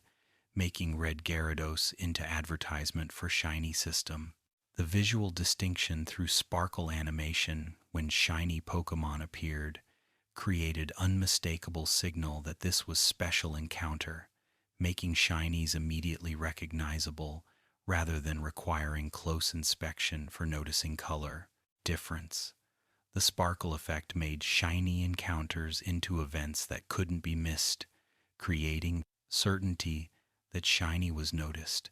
preventing tragedy of encountering shiny without recognizing it, making sparkle into essential communication that this encounter was unique, making shiny system function through making special status obvious rather than subtle. The color schemes varied widely, with some shinies being dramatically different, while others were subtly changed, creating hierarchy, where some shinies were obviously different, while others required comparison for noticing, making shiny quality variable. The variation created situation where some shinies were prestigious, while others were disappointingly similar to normal coloration, making shiny value depend on species, with dramatic changes like golden Magikarp being more valued than slightly different colors, like Gengar's barely noticeable change, making some shinies more desirable than others based on aesthetic rather than just based on rarity. The shiny Ditto mechanics, where catching shiny with Ditto increased shiny odds for eggs, it produced created breeding method for obtaining shinies that wild hunting didn't require, making shinies into breeding goals rather than purely encounter-based rarities. The Ditto method made shiny hunting into project that strategy supported through breeding improving odds, making shinies into achievements that planning facilitated rather than pure luck determined, making shiny breeding into alternative to wild hunting that controllability offered compared to random wild encounters whose unpredictability made shiny finding into chance rather than skill. The shiny Pokemon's perfect IVs in Generation 2, where shinies automatically had maximum defense 4 and 10 inches, other stats created mechanical benefit beyond aesthetics, making shinies into actually superior specimens rather than just cosmetic variants. The stat advantage made shinies mechanically desirable for competitive play rather than just being aesthetic. Preferences making shiny hunting into practical activity that gameplay benefits, motivated rather than pure. Collecting impulse driving, making Generation 2 shinies into best-case specimens that stats made objectively superior, creating situation where shinies weren't just pretty, but were actually better, making them doubly valuable. The introduction of dark and steel types expanded type chart from 15 to 17 types, creating new interactions. That type matchups expanded, making battles more complex through additional considerations that new types introduced. The type additions demonstrated that Pokemon's type system wasn't fixed, but could expand as games added types that previous entries hadn't included, making type chart into evolving system rather than established constant, making dark and steel into proof that fundamentals could change, making future type additions possible when precedent established that types could be added, making fairy types' later introduction less shocking through Generation 2, having already demonstrated that types weren't permanent roster. Dark type introduced as counter to psychic types. Generation I, dominance created balance correction, where psychic's only weakness to bug type had made it overpowered, making dark into nerf that psychic dominance required for game balance. The type introduction as balance mechanism demonstrated how new types could solve game design problems that existing type chart created, making dark into solution rather than just being addition, making types' existence purposeful rather than arbitrary, making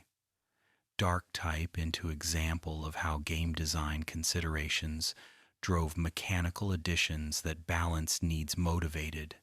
making new types into tools for addressing problems that existing types couldn't solve. The dark type's immunity to psychic created hard counter that made psychic types vulnerable where they'd been nearly unstoppable, making dark into psychic's natural enemy. That type matchup enforced. The immunity demonstrated how new types could reshape competitive landscape through creating matchups that previously didn't exist, making dark into meta changer whose presence meant psychic types needed coverage they hadn't previously required, making dark's introduction into moment that redefined competitive play through forcing psychic users to adapt to threat that previous generation hadn't contained, making dark into revolutionary addition rather than incremental change. The dark type's association with underhanded tactics created thematic identity where dark moves involved deception, ambush, or cruelty, creating type whose identity was moral rather than elemental, making dark into evil type that localization decided against calling evil, but whose Japanese name Aku, meaning evil, made original intent clear. The villainous theming created type whose users were often antagonists, making dark into bad guy type that heroes fought against, creating moral dimension that other types lacked through being elements rather than ethics, making dark unique through representing concept rather than substance. Umbreon as Eevee's dark evolution created accessible dark type that early obtainability made available, making dark type into familiar rather than exotic through having evolution of popular Pokémon representing type. The Umbreon accessibility made dark type into known quantity rather than rare specialty, making players engage with type through having team member representing it, making dark into experience type rather than theoretical, making Umbreon into ambassador whose presence on teams made dark familiar, making type less alien through having cute representative that Eevee connection made approachable. Steel type, introduced as defensive type with numerous resistances, created tank option that previous types hadn't provided,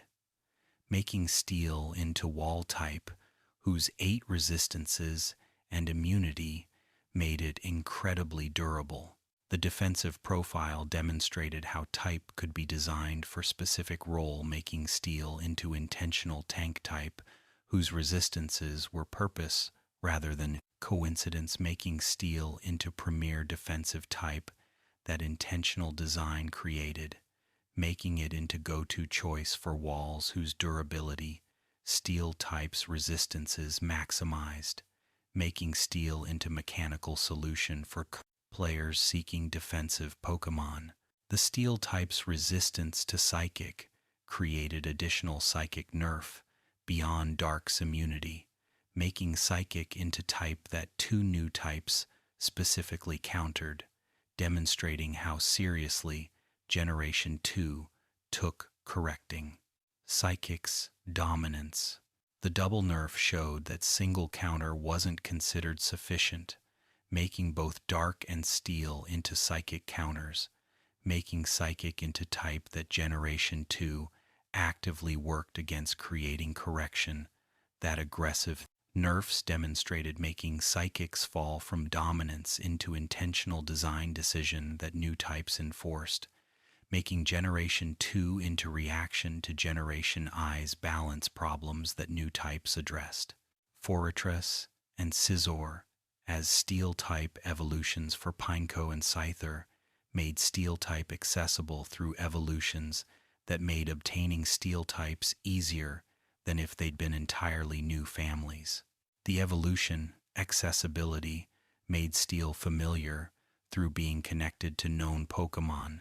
making steel into achievable type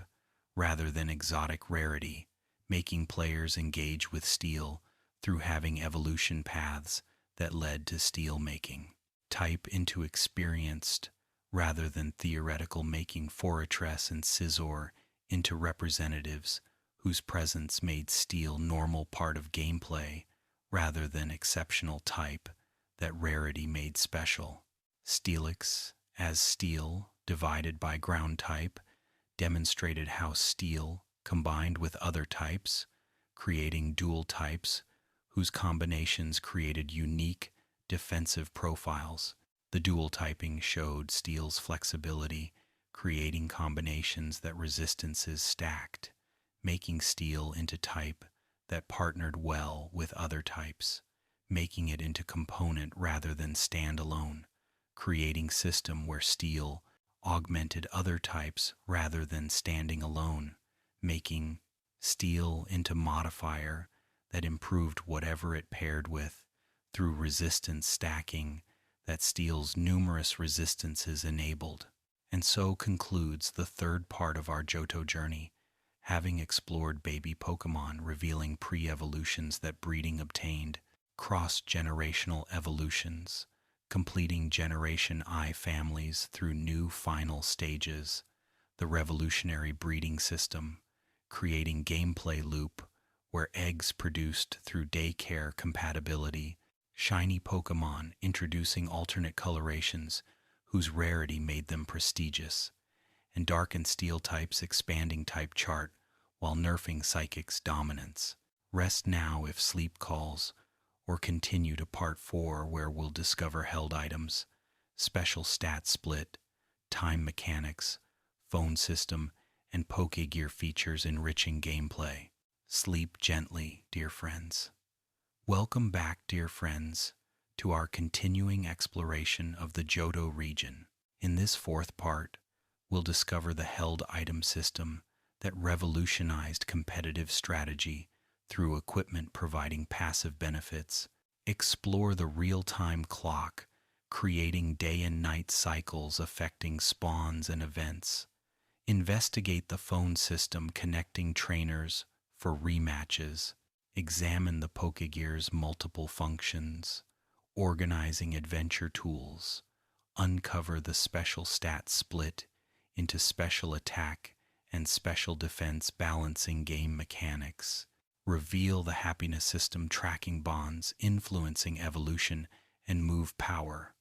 and explore the Pokémon following feature in Crystal and remakes bringing companions into Overworld. So settle back comfortably, close your eyes when sleep beckons, and let us continue this gentle journey through Johto's mechanical innovations, that refined and expanded Pokémon gameplay. The held item system introduced in Generation 2 allowed Pokémon to carry single item, providing passive effect during battle, creating equipment layer that strategy incorporated through item selection, optimizing performance. The system revolutionized competitive play through adding dimension, where item choice mattered as much as move and ability selection, making team building more complex through requiring decisions about which items each Pokémon held, making held items into essential, a consideration that optimization demanded, making competitive Pokémon incomplete without appropriate held item that capabilities maximized. Berries represented consumable held items that activated automatically when conditions were met, providing healing or status cure, creating safety net that emergencies triggered. The automatic activation made berries into insurance that player didn't need manually activating, making them passive benefits that required no action beyond holding berry, making berries into set and forget items whose value was reliability that automatic triggering provided, making berries into safety items that worst-case scenarios addressed through activating when needed without requiring player intervention that emergencies might make impossible. Oron Berry restored 10 HP when holder's HP dropped below half, creating healing item that sustained Pokemon without requiring turns spent using potion, making Oron Berry into efficiency gain that free healing represented. The HP restoration made Oron Berry into survival tool that close calls recovered from, making it into comeback enabler that prevented KOs that would otherwise occur, making Oron Berry into insurance against KO that healing provided, making it popular held item whose utility was universal through any Pokemon benefiting from HP restoration that prevented fainting. Citrus Berry eventually replaced Oran Berry in later generations, but in Generation 2 Oran was primary healing berry, making it essential held item that sustainability required. The healing berries created item category whose purpose was longevity, making them into survival tools that durability maximized, making healing berries into defensive items whose value was keeping Pokemon active longer than they'd survive without healing, making berries into life-extending items that battle duration prolonged through preventing KOs that would otherwise occur. Lumberry cured all status conditions when holder was afflicted, creating cure-all that status strategies countered, making Lumberry into anti-status item that made inflicting status risky when berry would immediately cure. The universal cure made Lumberry into safety against status teams whose strategies Lumberry invalidated through removing status that victory depended on, making Lumberry into meta counter that status prevalence determined value of, making Lumberry contextually valuable when status was common, making it into metagame response that adapted to threats that format contained. Leftovers restored 1/16 maximum HP each turn, providing gradual healing that accumulated over battle, creating sustainability that regeneration provided.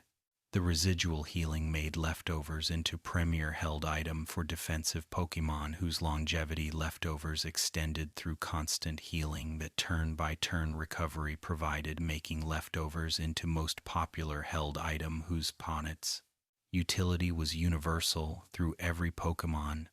benefiting from healing that survivability increased, making leftovers into default held item that optimization recommended when specific items didn't provide greater benefit. The leftovers scarcity with single obtainable copy in-game created value that rarity established, making leftovers into precious item that duplication couldn't provide,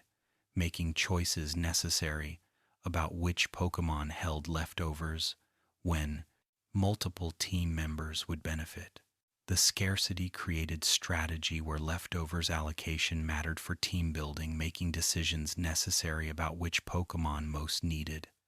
Leftovers creating optimization problem that single copy created through forcing choice that multiple leftovers would eliminate, making scarcity into strategic consideration. Choice band, introduced in Generation 3, but conceptually belonging to held item innovations that Generation 2 pioneered, would boost attack by 50% while locking Pokemon into first move used, creating power consistency trade-off. The locked move restriction created specialization where choice band users became predictable but powerful, making them into wall breakers whose power came at cost of flexibility, making choice band into risk-reward item that prediction exploited when locked moves were predictable, but which power made threatening, making choice band into item that skilled play was required for using effectively. Focus band gave 10% chance to survive KO with 1 HP remaining, creating luck-based survival that clutch moments sometimes produced. The random activation made Focus Band into unreliable item whose value was inconsistency, creating frustration when activation failed, but creating excitement when activation succeeded, making Focus Band into gambling item that reliable strategies avoided, but which RNG enthusiasts appreciated for upset potential that lucky activation provided, making Focus Band into chaos item that competitive play generally rejected through preferring reliability. King's Rock gave 10% flinch chance on damaging moves that didn't naturally flinch, creating disruption that chance provided, making King's Rock into luck item that flinch stacking attempted. The flinch chance made King's Rock into item that multi-hit moves exploited through multiple chances, activating, making King's Rock valuable for Pokemon with multi-hit moves whose multiple chances made flinch likely, making King's Rock contextually valuable when move pool supported flinch stacking, making it into item that specific Pokemon used rather than being universally valuable. Thick Club doubled attack for Cubone and Marowak, specifically creating species-exclusive item that made these ground types into powerful physical attackers despite modest base attack stats. The species restriction created niche item whose value was specific, making Thick Club into Marowak's signature item that made it competitively viable through doubling attack, creating 180 base attack equivalent from 80 base, making Thick Club into transformative item that Marowak depended on for viability, making species-specific items into way for making otherwise mediocre Pokemon competitive through items that abilities couldn't match. Light Ball doubled special attack for Pikachu, specifically creating item that made Pikachu hit surprisingly hard despite low special attack stat. The Pikachu boost made mascot more viable, creating item that franchise icon received for commercial reasons, making Pikachu usable in competitive contexts that stats alone wouldn't permit, making Light Ball into compensation for Pikachu's refusal to evolve, making unevolved Pikachu viable through item that stats boosted, making Light Ball into necessity for Pikachu users whose loyalty to mascot item rewarded through making competitive use possible. Soul Dew boosted special attack and special defense for Latios and Latias by 50%, creating held item that made these legendaries significantly more powerful. The legendary exclusive item created balance issues that eventual banning addressed through Soul Dew, making already strong legendaries oppressive, making item into example of how held items could be too powerful when boosting. Already powerful Pokemon created unstoppable combinations, making Soul Dew into cautionary tale about held items needing balance considerations that power creep could create when items boosted strong Pokemonday The real-time clock using Game Boy Color's internal clock created day and night cycles that matched actual time, making Game World reflect real world's temporal progression, creating immersion that synchronized schedule. Provided the clock system revolutionized Pokémon through making time matter for gameplay, creating temporal dimension, where when playing affected what was available, making time into resource that events consumed, making playing at specific times necessary for accessing content that temporal restrictions limited, making real time into gameplay element that scheduling considered, making Pokémon into game that real-world time influenced. The day and night cycle affected wild Pokémon spawns, with certain species appearing only during specific times, creating temporal exclusivity that made some Pokémon available only when playing during their active hours. The time-based spawns created collection challenge, where completing Pokédex required playing at different times, making nocturnal Pokémon unavailable to players who only played during day, creating accessibility issue that schedule conflicts created when work or school prevented playing during hours that certain Pokémon spawned, making time exclusivity into controversial feature that collection difficulty increased through temporal restrictions. Hoot Hoot and Noctowl, as nocturnal Pokémon, appeared only at night,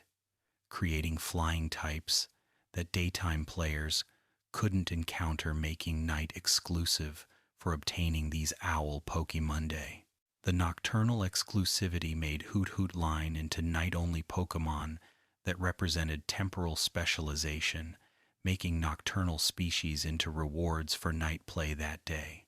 Players missed making playing at night mechanically valuable through accessing Pokémon that daytime didn't spawn, making temporal variety into actual gameplay difference rather than just aesthetic change. Lediba appeared during day while Spinarak appeared at night, creating version-like exclusivity based on time rather than game version, making temporal decision equivalent to version decision. The day-night exclusivity made time into factor equivalent to version, making bug catchers teams differ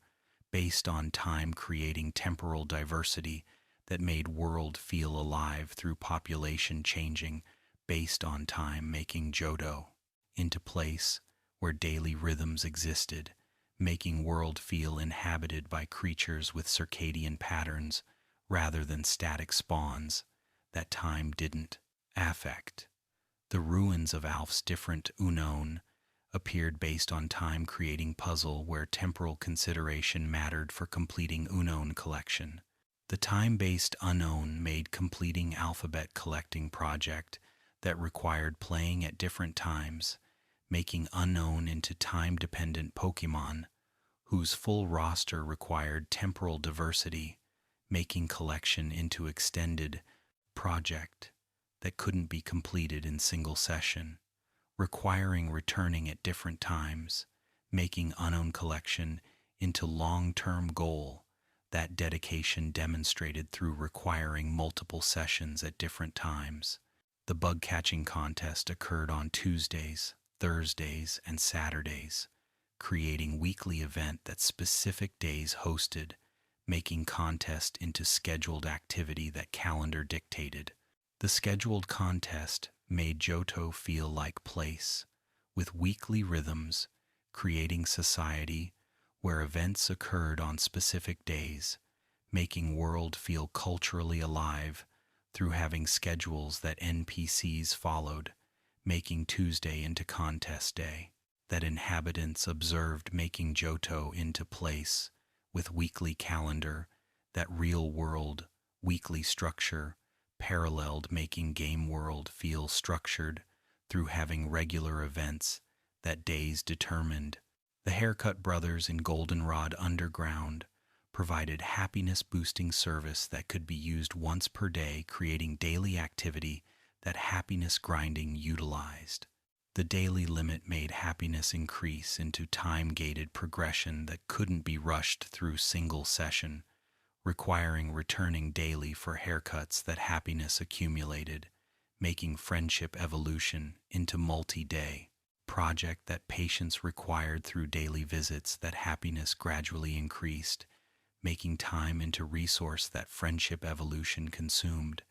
making evolution into achievement that dedication across days demonstrated. The radio shows that played at specific times created programming schedule that real radio stations paralleled,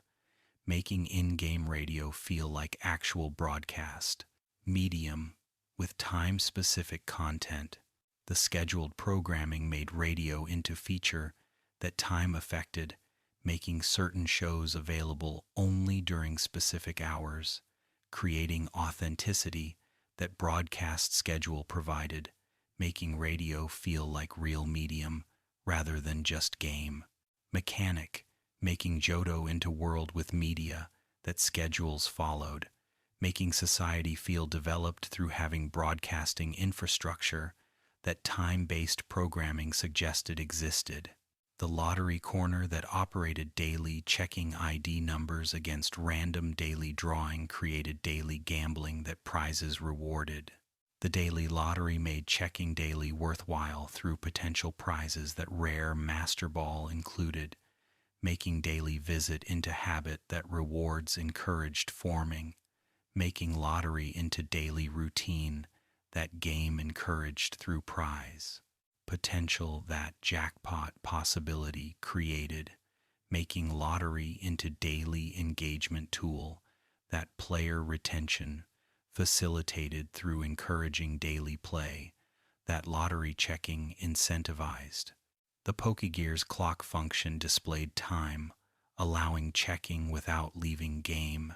making time visible, making temporal awareness easy. The clock display made time into visible information that players monitored for knowing when time-based events occurred, making clock into utility that planning facilitated through knowing current time, letting players schedule around events that specific times hosted, making clock into essential tool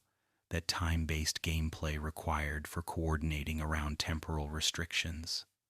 The Pokegear served as multifunctional device, combining phone, map, and radio, creating single tool that multiple features consolidated, making equipment into all-in-one device that convenience provided through not requiring multiple items for different functions. The device demonstrated technological progression that 3 years since Kanto represented through Johto, having integrated device that Kanto's separate tools hadn't consolidated, making Pokegear into TAN's symbol of advancement that technological development represented, making Johto feel more modern through having integrated technology. The phone function allowed calling registered trainers who would request rematches or provide information, creating communication network that phone numbers established. The trainer phone system created relationships where trainers became recurring characters who called periodically, creating presence that single battles wouldn't establish, making trainers into acquaintances who maintained contact, making world feel socially connected through phone network that relationships maintained, making trainers into people rather than into obstacles whose relevance ended after battle. The rematch system through phone calls created repeatable battles that experience and money provided, making trainers into farmable resources that phone calls accessed. The rematch availability made leveling more convenient through not requiring random encounters for experience when trainer battles provided superior experience, making phone system into quality of life feature that grinding facilitated through providing reliable battles that random encounters couldn't guarantee, making trainer rematches into preferred leveling method that efficiency made optimal. The information calls where trainers reported about their lives or about game events created characterization that made trainers into characters beyond battle statistics. The personal calls demonstrated that trainers had lives, making them feel like people rather than battle data, making world feel inhabited by individuals whose existence continued between player interactions, making phone calls into world-building tool that characters developed through sharing details about lives that continued happening,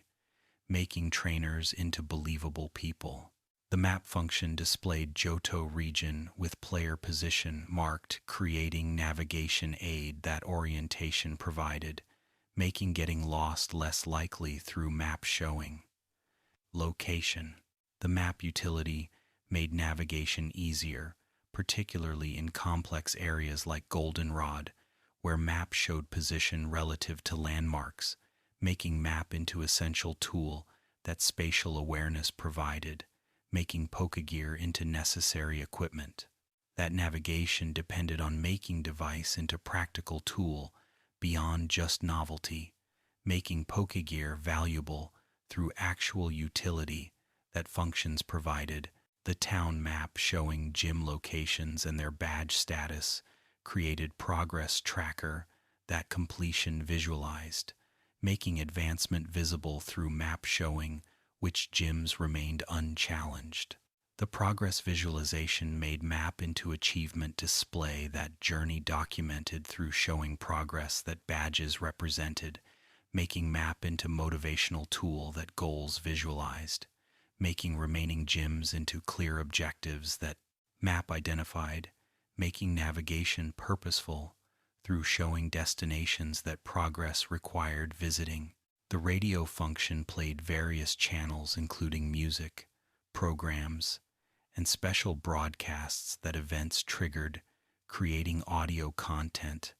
that atmosphere provided. The radio variety made device into entertainment that music provided beyond functional utility, making radio into feature that immersion served through providing background audio that travel accompanied, making Pokegear into device that atmosphere enhanced through radio, providing soundtrack that journey accompanied, making device into companion that presence made world feel less empty. The Pokémon March and Pokémon Lullaby channels that boosted wild encounter rates or decreased them respectively created practical utility where radio affected gameplay beyond just providing audio. The encounter manipulation made radio into tool that wild encounters controlled, making radio functionally valuable beyond entertainment, making radio into strategic tool that encounter frequency adjusted, making Pokegear into gameplay device, rather than just aesthetic feature, making radio into mechanic that the player agency provided through choosing whether to increase or decrease encounters. The special radio programs like Professor Oak's Pokemon Talk, where weekly features discussed Pokemon-created content that time-based programming provided, making radio feel like actual broadcast medium. The scheduled programming made radio into feature worth engaging with,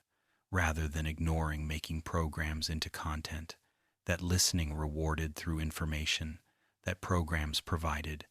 making radio into information source that educated about game mechanics that program content explained, making radio into tutorial that entertainment disguised. The blue card upgrade in Crystal that extended radio range to Kanto made Pokegear functional across both regions, creating continuity where device worked everywhere rather than being region-locked. The upgrade made Pokegear into permanent equipment rather than temporary tool-making device into constant companion, that both regions supported, making blue card into essential upgrade, that functionality extended, making Pokegear useful throughout entire adventure rather than only in Johto, making upgrade into quality of life improvement that accessibility provided. The special stat division into special attack and special defense created separate offensive and defensive stats for special moves,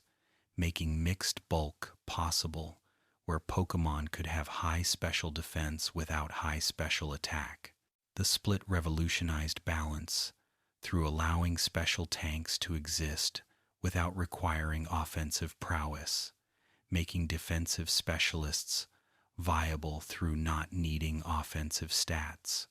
for defensive stats, making Split into opportunity for specialized roles that unified special stat had prevented through forcing Pokemon to be either good at both special aspects or bad at both. The Blissey beneficiary, where extremely high special defense but low special attack became possible, creating Ultimate Special Wall, whose role was tanking special hits rather than dealing special damage. The specialization made Blissey into Premier Special Wall that unified special stat wouldn't permit through,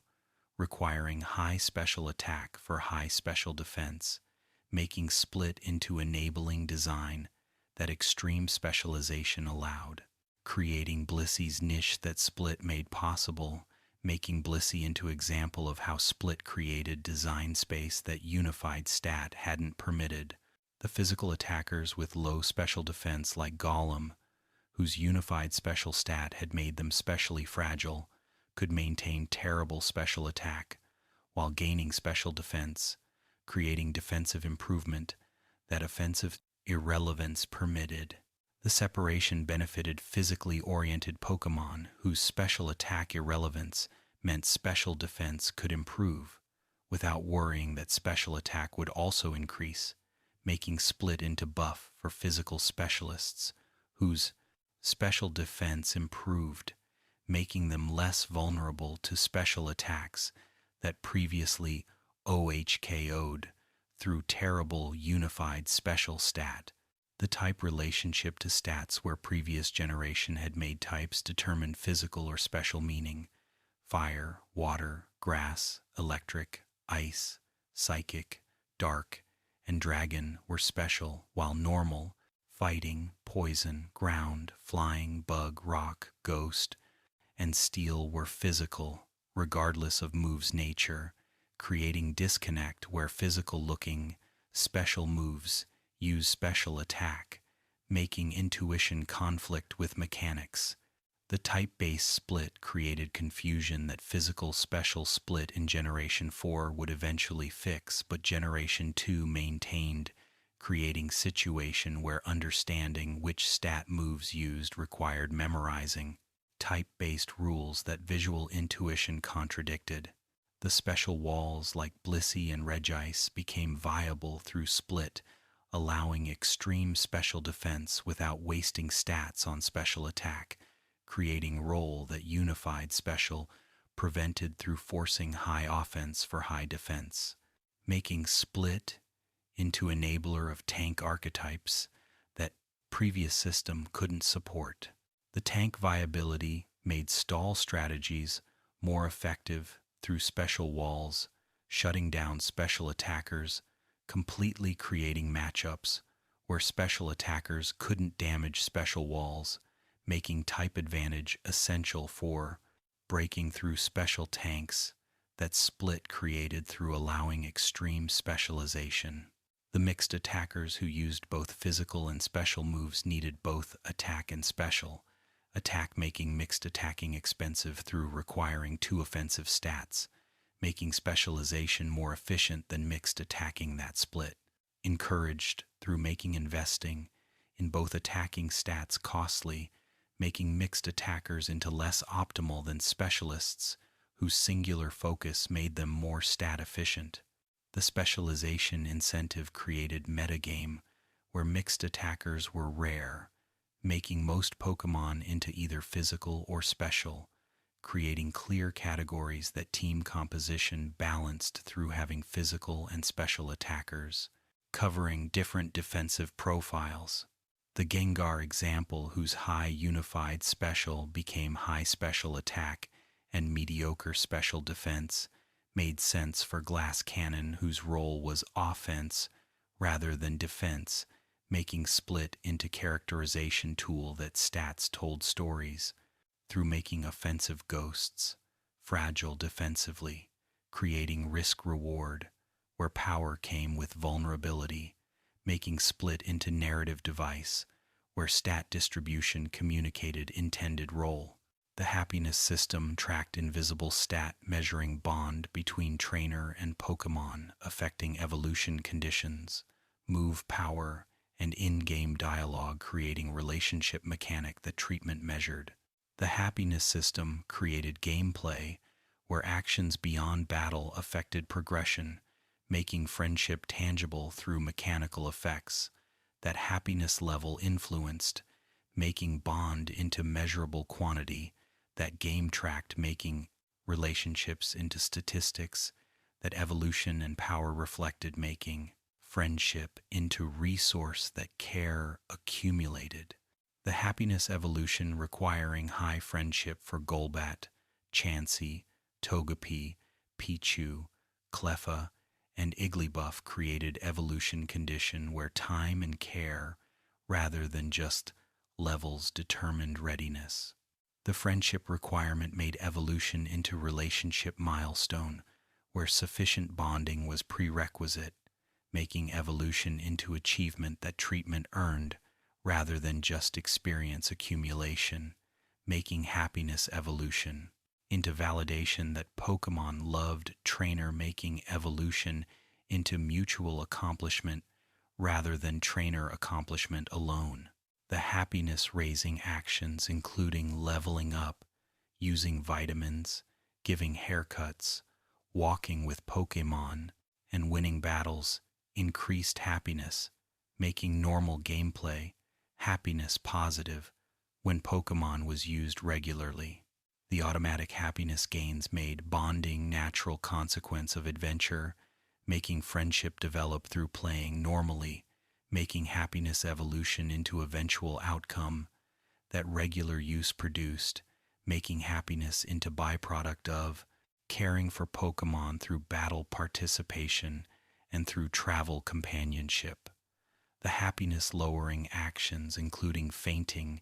using bitter herbs, depositing in PC for extended time, decreased happiness,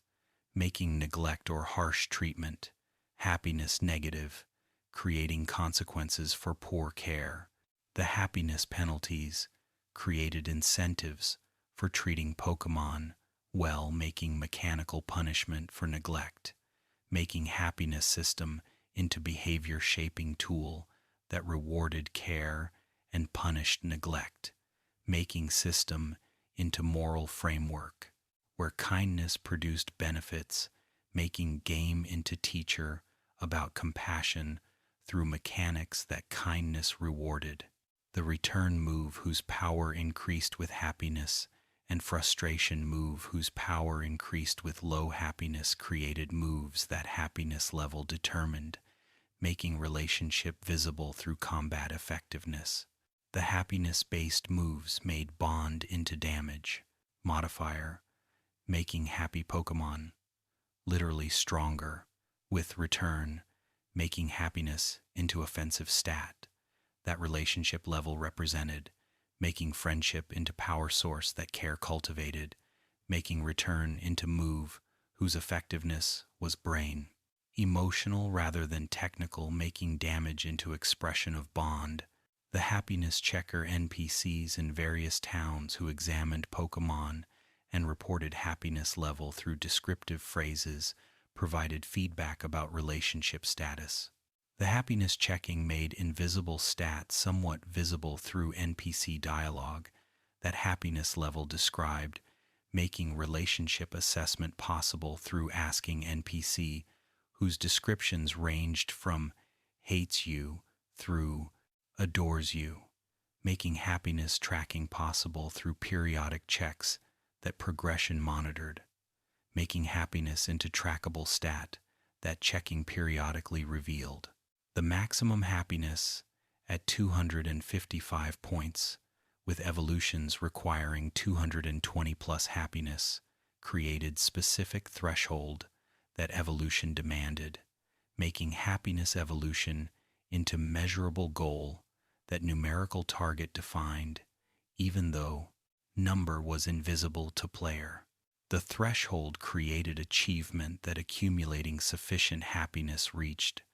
making evolution into milestone that relationship quality crossed, making friendship evolution into earned transformation that care justified through reaching. happiness level that evolution triggered. The Pokemon following feature, introduced in Yellow and returned in Heart Gold, divided by Soul Silver remakes, allowed party leader to walk behind trainer in Overworld, creating visible companionship that presence manifested. The following Pokemon created bond through constant visibility, making relationship tangible through seeing Pokemon accompanying trainer, making journey into shared experience. That visual presence reinforced, making following Pokemon into feature that companionship communicated through showing Pokemon as active participant rather than abstract party member existing only in menus. The size differences in following Pokemon ranged from tiny like Pichu to enormous like Wailord, creating humorous situations where Pokemon size made following impractical, but which game accommodated anyway, creating comedy. The size variety made following feature interesting through showing how different Pokemon would actually accompany trainer and creating diversity that species size created, making following Pokemon into feature that personality communicated through movement and size, creating characterization that overworld sprites provided, making each Pokemon feel different through how they followed. The interaction system, where talking to following Pokemon produced dialogue, describing mood or findings, created communication, that relationship depth added, making following Pokemon into interactive companion rather than just visual element. The interactions made following Pokemon into character whose feelings mattered, making relationship bi-directional through Pokemon, expressing preferences and emotions, making companion into person rather than tool, making following feature into relationship builder, that interactions deepened through showing Pokemon as thinking, feeling being rather than as object that trainer owned. The happiness increases from walking with following Pokemon made following mechanically beneficial beyond just aesthetic, creating gameplay incentive for using feature beyond just novelty. The happiness gains made following Pokemon into happiness farming method that walking provided, making feature optimal for friendship evolutions that happiness required, making following Pokemon functional choice rather than just cosmetic preference, making feature into strategy for happiness, grinding that efficiency motivated using making following Pokemon into practical rather than just aesthetic feature. The item finding, where following Pokemon occasionally discovered items during travel, created treasure hunting element that random rewards provided. The found items made following Pokemon into useful companion whose presence provided material benefit beyond companionship, making following feature into profitable choice that items justified beyond aesthetic preference, making following Pokemon into economically valuable, making feature optimal choice that resource generation motivated, maintaining making following Pokemon into gameplay optimization rather than just emotional preference. And so concludes the fourth part of our Johto journey, having explored held items, revolutionizing strategy through equipment, real-time clock, creating day-night cycles, affecting spawns, Pokegear consolidating communication and navigation tools, special stat split, allowing specialized special walls, happiness system measuring bonds, influencing evolution, and following Pokemon, creating visible companionship in remakes. Rest now if sleep calls, or continue to final part where we'll discover Kanto's return, Pokemon League challenges, Red's legendary battle, crystal enhancements, legacy, and what Johto taught franchise about sequels. Sleep gently, dear friends. Welcome back, dear friends, to the final part of our comprehensive exploration of the Johto region. In this concluding section, we'll journey through Kanto's return 3 years after Red and Blue, showing how region had changed, discover the Elite Four whose challenges tested mastery before championship, explore the legendary battle with Red, atop Mount Silver, representing Ultimate Challenge. Examine Crystal version's enhancements including animated sprites and expanded storyline. Investigate the remakes Heart Gold and Soul Silver that refined and expanded original vision. Uncover Johto's cultural impact and legacy, and conclude with reflections on what Generation 2 taught franchise about sequels, refinement, and honoring past while building future. So settle back one final time. Close your eyes whenever sleep beckons, and let us complete this gentle journey through everything that made Johto special and everything it contributed to Pokemon's enduring success. The Kanto region's inclusion as post-game content created unprecedented scope, where completing Johto's 8 gyms and Elite Four revealed that journey was only halfway complete, with entire second region waiting for exploration. The dual region structure demonstrated ambition that sequels possessed through not just creating new region, but preserving old region, making Gold, Silver, and Crystal into games containing 2 complete regions whose combined scope exceeded any single game before or since, making Johto games into massive adventures whose content volume was extraordinary, creating value proposition that single region couldn't match, making Johto games into definitive editions that scope made comprehensive. The 3-year time skip since Red and Blue's events created changes showing how region had evolved during interim, making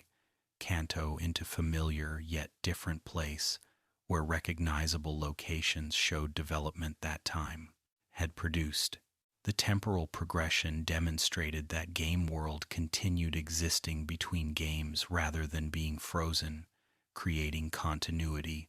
where Kanto's inhabitants had lived during 3 years that passed, making returning to Kanto into homecoming where changes showed time's passage, making world feel alive through showing that places evolved when players weren't present, making Kanto into living region rather than static setting. The Viridian Gym's new leader, Blue, replacing Giovanni, whose disbanding of Team Rocket had left Gym leaderless, created narrative continuity, where Rival's character arc culminated in inheriting Gym that Grandfather Oak supervised. The Blue succession demonstrated how characters continued developing between games, making Blue into Gym leader whose journey had continued during 3 years,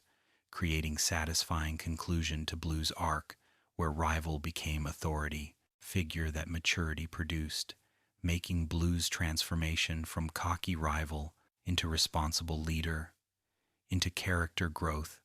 that time facilitated,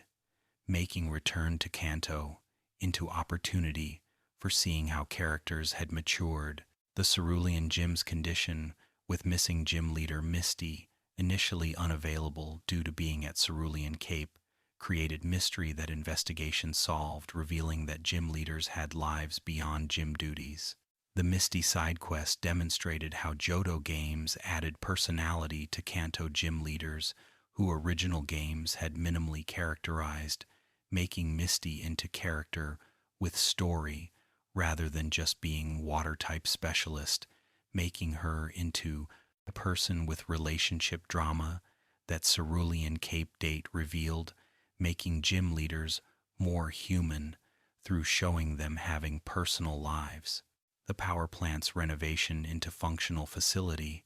rather than abandoned dungeon showed infrastructural development that 3 years had produced, making Kanto into region, investing in electrical infrastructure. The restoration demonstrated economic development that peace had enabled after Team Rocket's defeat, allowed focus on civilian projects, making power plant into symbol of progress that reconstruction represented, making Kanto into region, improving through peacetime investment that war's end facilitated, making world feel like place where economics and politics affected development. The Cinnabar Island's volcanic destruction, creating mostly submerged island, relocated Blaine's gym to Seafoam Islands, showing catastrophic change that natural disaster had produced. The volcanic eruption demonstrated that world was subject to natural forces beyond human control, creating dramatic change that reshaped geography, making Cinnabar's destruction into memorable change that showed world was dynamic rather than static, making returning players confront loss of familiar location, creating emotional impact that destroyed hometown produced,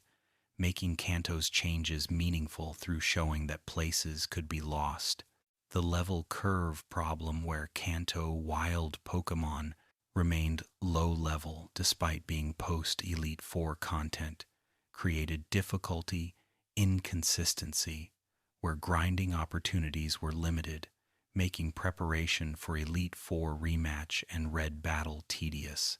The level scaling failure demonstrated how ambitious dual region inclusion created problems that single region focus would avoid through allowing proper progression that Kanto's low levels disrupted, making level curve into frequent criticism that game design hadn't solved, making Johto games flawed through pacing issues that dual region scope created, despite scope being impressive, achievement making trade-off, where ambition exceeded execution. The gym leader rematches requiring phone calls and specific time requirements created frustrating prerequisites that made challenging gym leaders again unnecessarily complex, requiring coordination that convenience didn't provide. The rematch requirements demonstrated how phone system created accessibility problems when gym leaders' availability was restricted, creating barriers that made optional content tedious to access, making rematches into content that most players skipped through not wanting to coordinate schedules for triggering availability,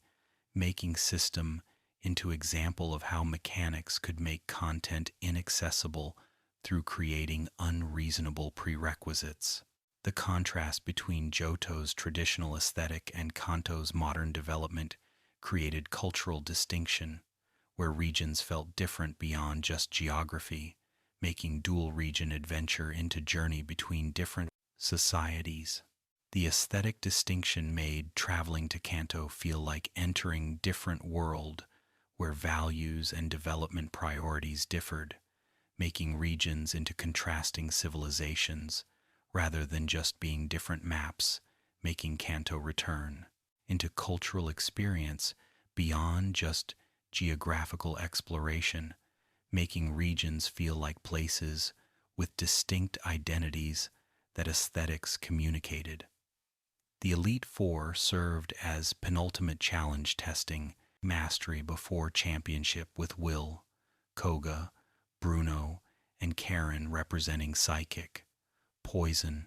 Fighting, and Dark types creating diverse challenge that type coverage demanded. The Elite Four characterizations exceeded Generation I's minimal personalities through giving each member backstory and philosophy that dialogue revealed,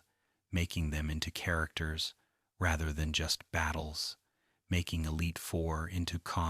people whose worldviews about Pokémon training informed their approaches, making battles into philosophical debates expressed through combat, making Elite Four encounters meaningful beyond just mechanical challenge. Will, specialized in psychic types, representing mind over matter philosophy, where mental discipline produced power,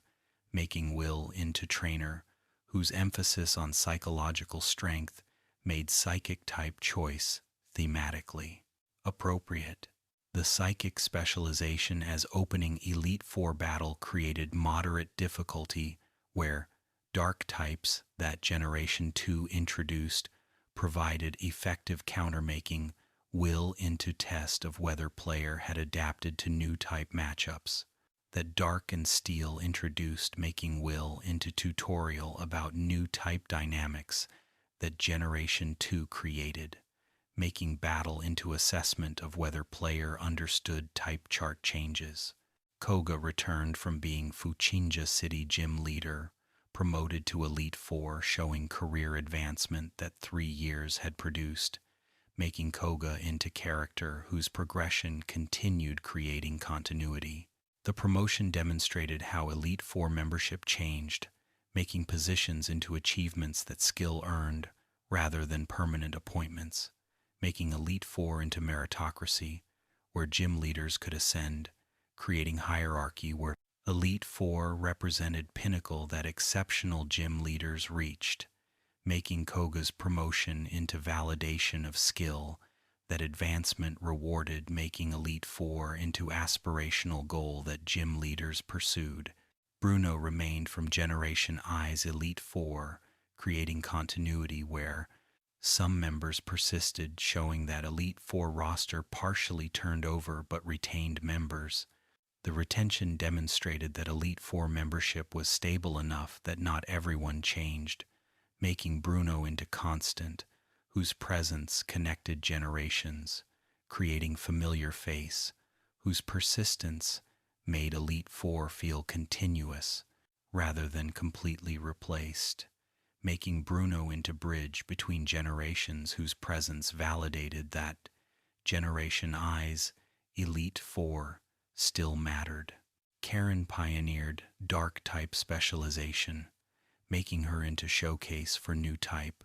whose Elite Four representation validated dark type's importance. The dark specialization made Karen into ambassador, whose presence communicated that dark type was legitimate competitive choice, worthy of Elite Four representation, making Karen into statement that new types mattered, making her into proof that type expansion was meaningful, making dark type into accepted part of competitive landscape, that Elite Four member representing it validated, making Karen into important character whose type choice was significant. The post-battle philosophy, where Karen stated that strong Pokémon were strong because trainers made them strong through bonds rather than through species choice, created message that favorites were viable. The speech became famous for validating using favorite Pokémon rather than just using statistically optimal Pokémon, making Karen into voice for players who prioritized emotional attachment over optimization, making her into character whose philosophy resonated with casual players whose teams reflected preference rather than competitive viability, making Karen into advocate for playstyle that enjoyment prioritized, making her message into franchise's recurring theme about bonds mattering more than stats. Champion Lance returning from Generation 1 as Dragon Master,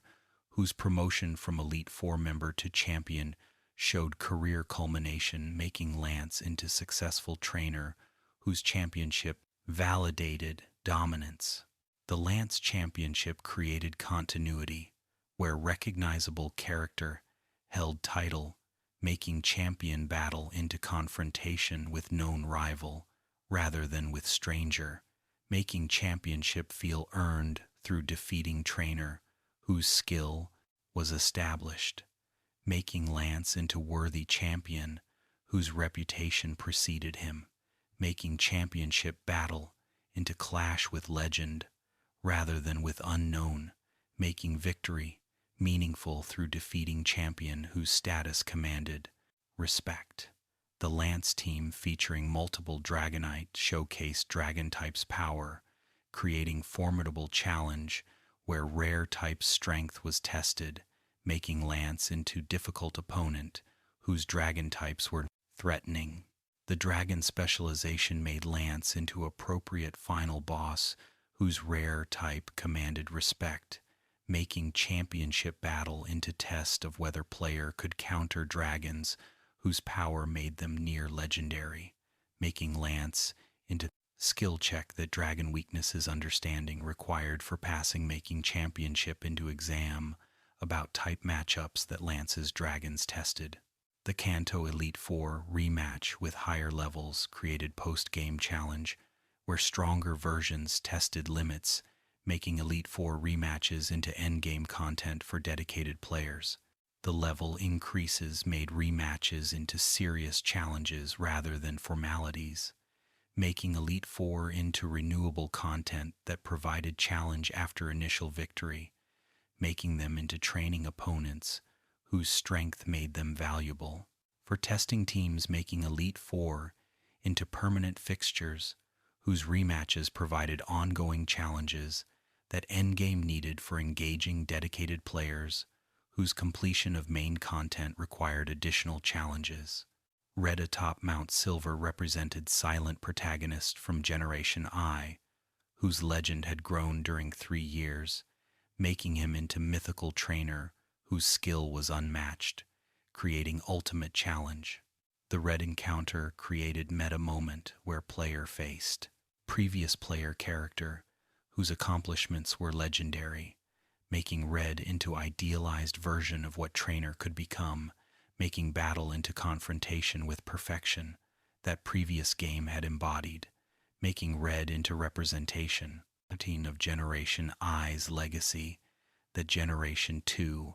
had to measure against, making Red battle into symbolic contest where new generation proved worth by defeating old generation's champion. The Mount Silver location at Kanto-Johto border created remote summit whose harsh conditions and whose high-level wild Pokémon made reaching Red into achievement before battle even began. The treacherous mountain demonstrated that Red had isolated himself in inhospitable location where only strongest trainers could reach, making Red's choice of hermitage into statement about seeking solitude that strength provided, making Red into monastic figure whose mountaintop meditation suggested transcendence beyond normal training, making Red into ascetic whose withdrawal from society made him mysterious, making Red into legend that isolation cultivated through removing himself from civilization, making Red into myth whose rarity made him special. The level 81 Pikachu leading Red's team created highest level Pokémon in game, making Red's starter into threat, despite being unevolved Pokémon, creating statement that bonds overcame stats. The Pikachu presence validated mascot while making statement that refusing evolution didn't mean weakness when training made unevolved Pokémon formidable, making Red's Pikachu into argument for emotional attachment, overriding optimization, making Pikachu into proof that favorites could be competitive when dedication compensated for statistical limitations, making Red's team into message about how love made Pokémon strong regardless of optimization. Logic. The silence during battle where Red didn't speak created mysterious aura where words were unnecessary, making Red into enigmatic figure whose strength spoke louder than dialogue. This wordlessness made Red into elemental force, whose presence communicated more than speech could, making Red into idea rather than person, making him into pure trainer, whose identity was combat excellence without personality, obscuring skill, making Red into blank slate that players projected onto, making Red into whatever player imagined, making silence into characterization tool that mystery created through withholding information, making Red into legend whose unknowability made him mythical. The team composition featuring Pikachu, Espeon, Snorlax, Venusaur, Charizard, and Blastoise represented balanced team with starter trio showcasing completion, making Red's team into demonstration of mastery. The starter trio possession showed Red had obtained all starters somehow, making team into impossible collection, that legendary status explained through Red being exceptional enough that rules didn't apply, making starter trio into flex, demonstrating that Red transcended limitations that normal trainers faced, making team composition into proof of Red's legendary status through having what normal player couldn't obtain without trading. The victory reward of nothing except bragging rights made defeating Red into pure achievement without material prizes, making battle into intrinsic rather than extrinsic goal. The lack of reward made Red battle into challenge for challenge's sake, where defeating strongest trainer was reward enough, making victory into accomplishment that prestige provided, making Red into optional super boss whose defeat was personal triumph rather than progression, requirement making Red into content for players seeking ultimate challenge, making battle into self-actualization, where proving capability was only reward, making Red into test that dedication faced willingly.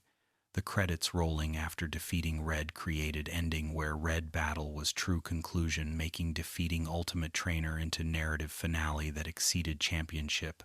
The Red victory ending made him into actual final boss, whose defeat was completion, making Red more significant than Lance,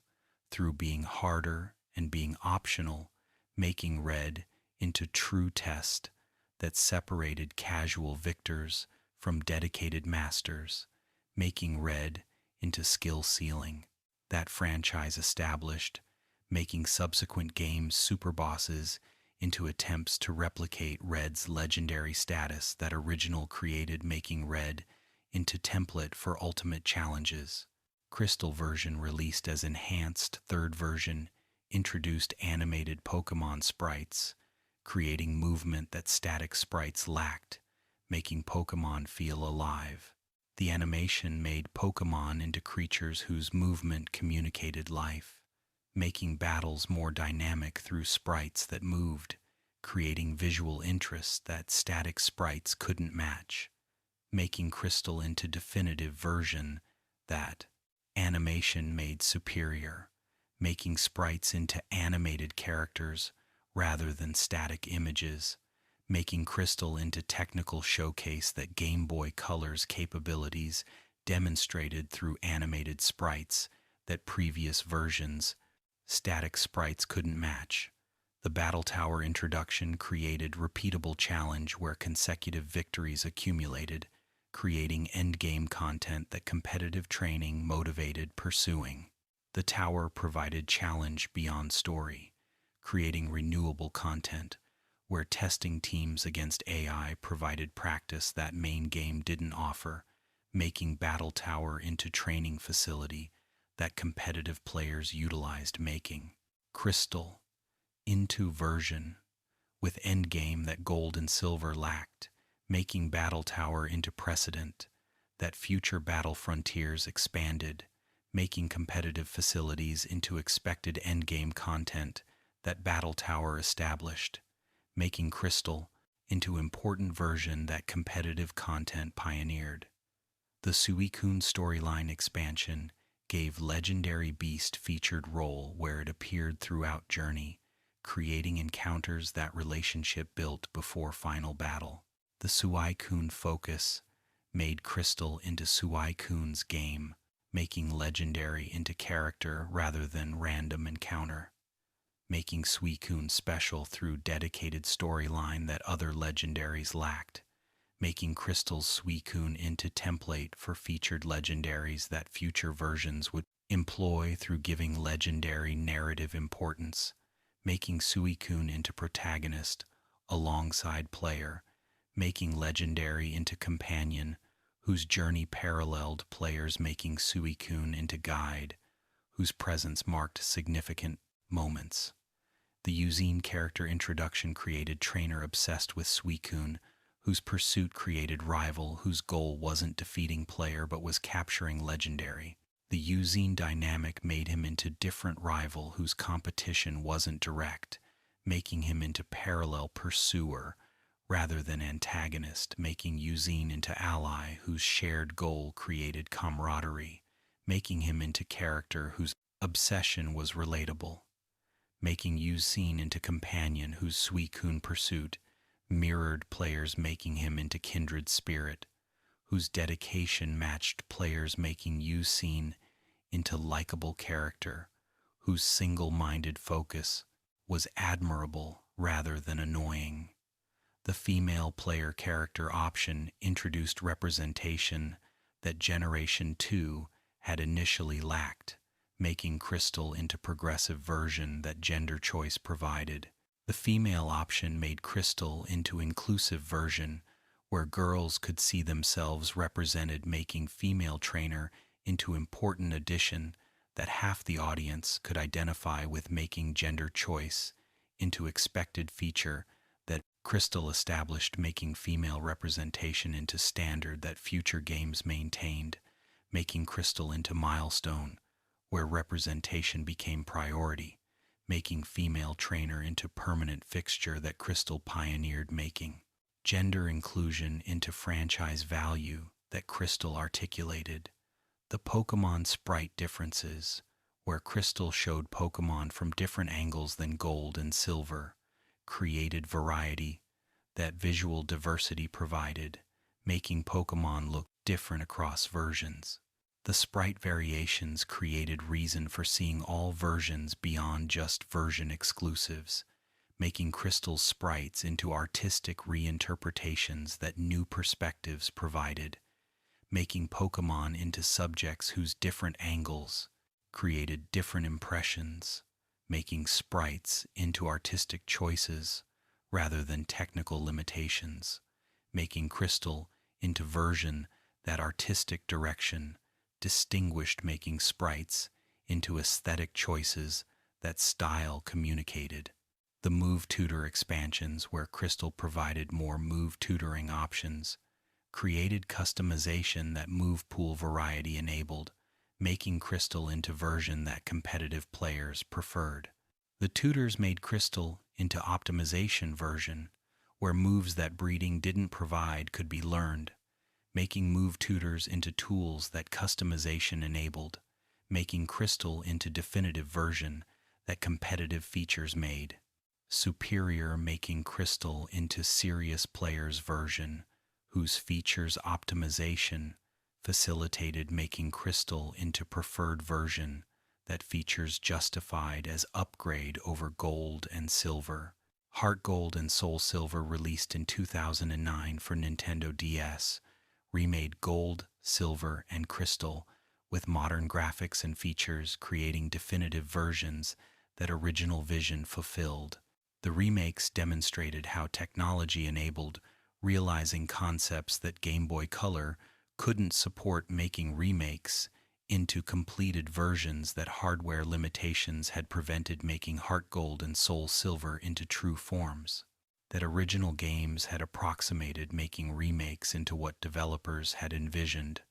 making originals into prototypes that technology had constrained, making remakes into liberation from technical limitations. The Pokewalker accessory bundled with games allowed, transferring single Pokemon into pedometer device that walking leveled, creating real-world exercise integration. The pedometer made Pokemon into fitness motivation, where physical activity benefited virtual creatures, making Pokewalker into health tool that walking encouraged through gamifying exercise, making steps into experience points that Pokemon gained,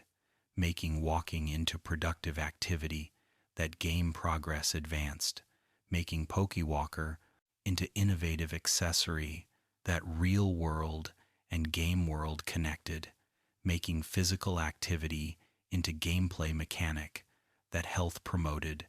making Pokewalker into attempt at making gaming active rather than sedentary. The following Pokemon feature returning from Yellow allowed party leader to walk behind trainer, creating visible companionship that every Pokemon supported rather than just Pikachu. The universal following made any Pokemon into companion whose presence accompanied journey,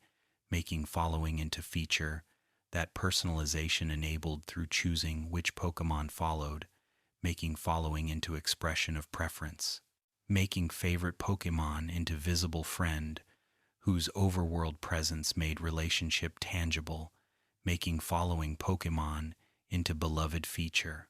That absence in later games made controversial when feature removal disappointed fans, whose expectation was that following would become standard. The touchscreen utilization made menus more accessible through stylus navigation, creating interface improvements that DS hardware enabled. The touch controls made interface more intuitive through direct manipulation that stylus provided, making navigation faster through touching rather than button pressing, making touchscreen into usability improvement that hardware advancement enabled, making interface into modern design that obsolescence fought against, making remakes into contemporary games rather than dated ports, making interface into demonstration that remakes were rebuilds rather than simple graphical updates. The Safari Zone customization, where placing objects created habitats that specific Pokémon attracted, made Safari into customizable environment rather than static location. The customization made Safari into ongoing project where arranging habitat attracted desired Pokémon, making Safari into player-created environment rather than preset location, making Safari Zone into creative outlet where decoration determined encounters, making Safari into system that engagement rewarded through allowing control over spawns, making Safari Zone into feature that investment rewarded,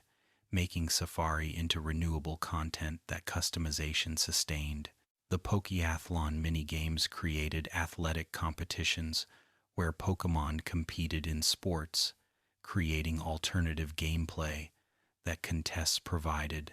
making Pokeathlon into non-combat content. The sports competitions made Pokémon into athletes whose physical capabilities were showcased, making Pokeathlon into feature that different Pokémon excelled at, making team diversity valuable beyond battle,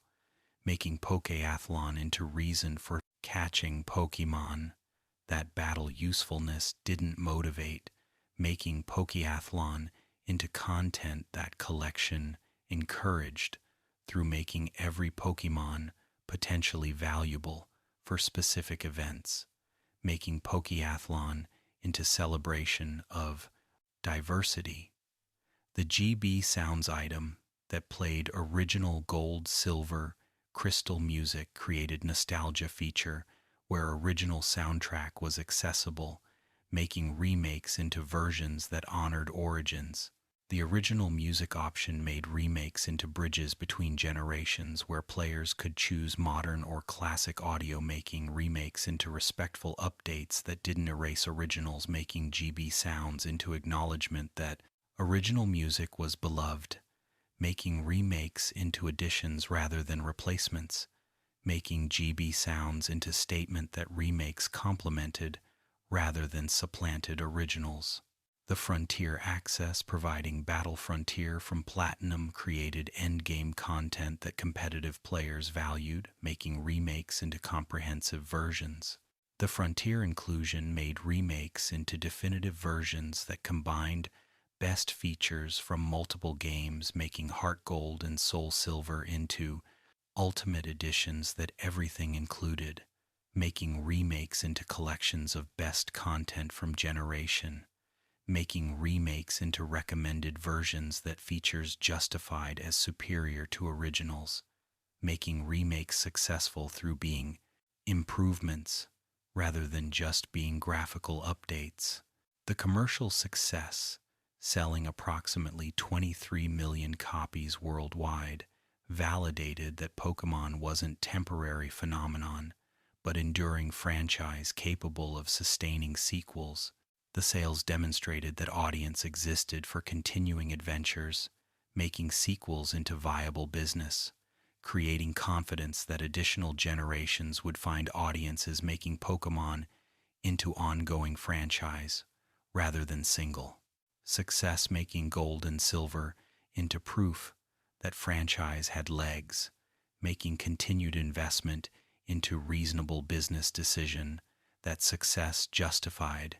making Pokémon into multimedia empire that multiple generations sustained. The controversy about whether gold and silver were better than red and blue created debates that communities engaged in making generational preference into identity marker. The debates demonstrated passion that franchise inspired through players caring deeply about which generation was superior, making arguments into expressions of connection that games created, making generational loyalty into tribal identity that defined how players related to franchise, making debates into bonding experiences that shared passion facilitated even when disagreeing about conclusions, making controversy into engagement that franchise benefited from through creating passionate discussants. The breeding mechanics' introduction influenced subsequent generations through becoming permanent feature that completion required, making breeding into expected mechanic. The breeding establishment made obtaining perfect specimens into projects that dedication pursued,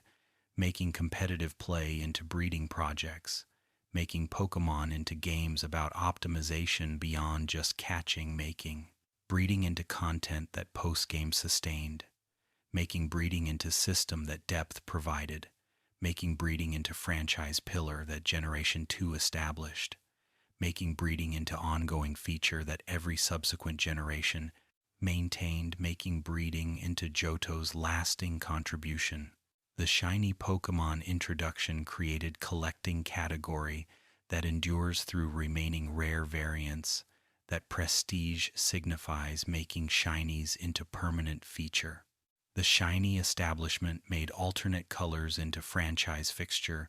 whose rarity made them valuable, making shinies into goals that dedication pursued, making hunting into endgame activity that collection motivated, making shinies into a content that renewal provided, making shinies into perpetual goals that completion never exhausted, making shinies into Johto's lasting gift, making alternate colors into franchise staple that every generation since has maintained. The Dark and Steel types' addition demonstrated that type system could expand, making Fairy type's later addition into precedent-following innovation. The type expansion showed that fundamentals weren't immutable, making mechanics into evolving systems that improvement could refine, making type chart into living document that balance needs could modify, making types into adjustable parameters that design could tune, making Dark and Steel into proof that core systems could change, making Johto into generation that demonstrated flexibility, making Johto into revolutionary generation that sacred cows challenged. The dual region ambition influenced game design discussions about scope and content volume, making Johto into example that future games referenced. The scope created standard that subsequent games couldn't match, making Johto into high water mark that content volume established, making dual regions into impossible to replicate, achievement that technology and time constraints prevented recreating, making Johto into unique entry whose ambition exceeded what sequels attempted, making Johto into special generation whose scope was singular, making dual region content into Johto's defining achievement that no sequel matched, making Johto into unrepeatable peak that scope defined. The Red Battle created superboss tradition where ultimate challenges exceeded story requirements, making optional battles into prestige content. The Red Precedent made future games include superbosses whose difficulty tested limits, making post-game into challenge repository where skill was tested, making Red into template that future games followed, making superbosses into expected content that Red established, making Red into legendary battle that status quo changed, making subsequent superbosses into attempts at recreating Red's impact, making Red into unmatched achievement that became metric that other challenges measured against. And so we conclude our comprehensive journey through Johto, the region that honored tradition, while embracing innovation, that refined mechanics, while introducing revolutionary features, that completed families, while creating new ones, that brought players back to Kanto, while showing how time had changed familiar places, that created ultimate challenge in Red, while making Karen's philosophy about using favorites accessible to casual players, that introduced breeding mechanics that would define competitive play, that created shiny Pokémon that would become permanent collecting category, that added dark and steel types demonstrating that type system could evolve, that implemented real-time clock making time matter for gameplay, that created held items, revolutionizing strategy, that split special stat allowing specialized builds, that introduced baby Pokémon, revealing that known species had earlier stages, that brought legendary beasts, whose roaming created memorable hunts, that featured Ho-Oh and Lugia representing sky and sea, and that ultimately demonstrated how sequels could honor origins while building upon foundations, creating games that were simultaneously nostalgic and forward-looking, making Johto into bridge between what Pokémon was and what it would become. The lasting significance of Johto extends beyond just being second generation into being generation that established that Pokémon could continue, that sequels could honor originals while innovating, that mechanics could be refined without discarding what worked, that new types could be added without destroying balance, that breeding could create depth without creating barrier, that time could matter without creating exclusion, that held items could add strategy without adding complexity, that regions could be connected showing world was unified rather than disconnected, and that ultimate challenges could exist beyond story requirements, creating content for dedicated players whose skill sought testing, making Johto into generation that proved Pokemon's viability as ongoing franchise, demonstrating that Pete, what generation I created wasn't unrepeatable lightning in bottle, but was foundation that sequels could build upon, creating confidence. That franchise had future, making Johto into validation that Pokemon was here to stay, making investment into franchise, into reasonable business decision rather than risky gamble on whether phenomenon would persist. The philosophy underlying Johto's design suggested that respecting past and building future weren't contradictory goals but were complementary approaches where honoring what worked didn't prevent improving what didn't, teaching that tradition and innovation could coexist when changes enhanced rather than replaced, when additions supplemented rather than supplanted, when new features respected original vision while expanding capabilities that technology enabled, making Johto into lesson about how sequels should approach originals through reverence plus ambition, creating balance where past was honored while future was embraced, making Johto into template for how to make sequels that satisfy existing fans while attracting new audiences through being accessible to newcomers, while rewarding veterans, making Johto into perfect sequel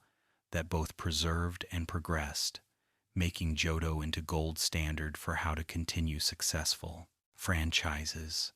The technical achievement of dual region inclusion demonstrated that ambition could overcome limitations when dedication applied sufficient effort towards solving problems that obstacles presented, teaching that impossible was often difficult, misunderstood, making Iwata's compression work into legend about how expertise conquered challenges that seemed insurmountable, making Johto's development into story about perseverance, overcoming adversity, making games into achievements that nearly didn't exist, making completed Johto into miracle that cancellation threatened, but dedication salvaged, making Johto's existence into action-facted, testament to not giving up when obstacles seemed overwhelming, making Johto into inspiration about how great achievements require overcoming great challenges, making Johto into story about triumph through adversity. The community memories about Johto create shared cultural experiences where Red Gyarados, Miltank's rollout, Whitney's tears, Radio Tower takeover, legendary beast hunts, Red Battle, and dual region revelation are collective touchstones that generation defined, creating nostalgia that music and memories preserve, making Johto into formative experience for millions whose childhoods included adventures through region, where tradition met modernity, where past was honored and future was built, where games were comprehensive and ambitious, where innovations were thoughtful and respectful, where mechanical depth and accessibility coexisted, where competitive play and casual enjoyment both had space, where breeding created projects and shinies created goals, where time mattered and bonds mattered, where difficulty was optional but present, where content was abundant and quality was high, making Johto into generation that many consider peak, making Johto into beloved era that memories preserve fondly. Sleep now, dear friends, having completed this exhaustive exploration of Johto region, whose contributions to Pokémon franchise were foundational and lasting, whose innovations became standards that subsequent generations maintained, whose ambition created scope that future games referenced but couldn't match, whose philosophy about honoring past while building future created template for sequels, whose mechanical refinements made Pokémon deeper without making it more complex, whose respect for player time and player choice made it accessible, whose breeding mechanics created endgame content that decades of players have engaged with, whose shiny Pokémon created collecting category that remains vibrant, whose dark and steel types showed that fundamentals could evolve,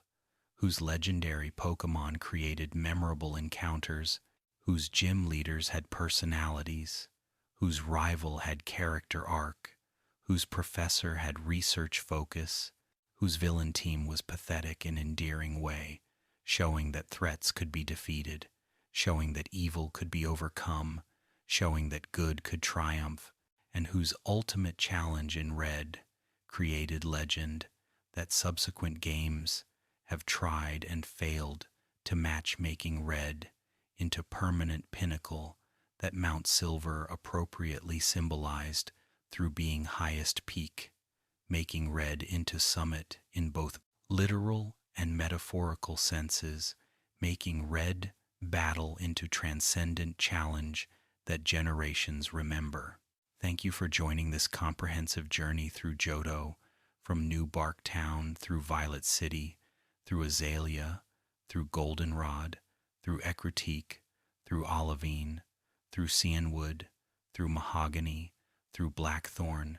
through Elite Four, through Lance, through Kanto Return,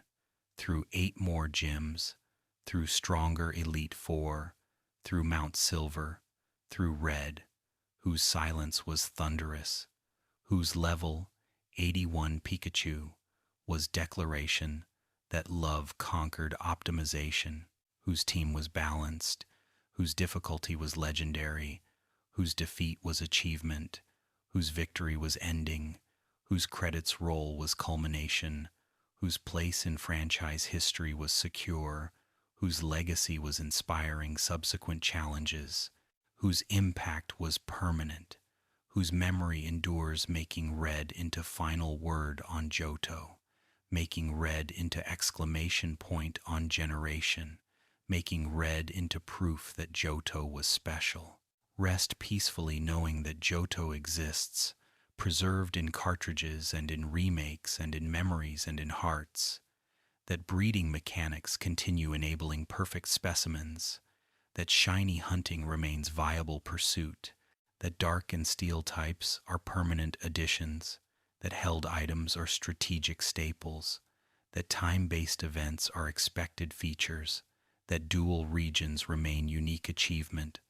that red remains legendary battle, that Whitney's Miltank remains difficult challenge, that legendary beasts remain memorable encounters, that Ho-Oh and Lugia remain majestic duo, that Team Rocket's pathetic resurrection remains satisfying to thwart, that Silver's redemption remains touching arc,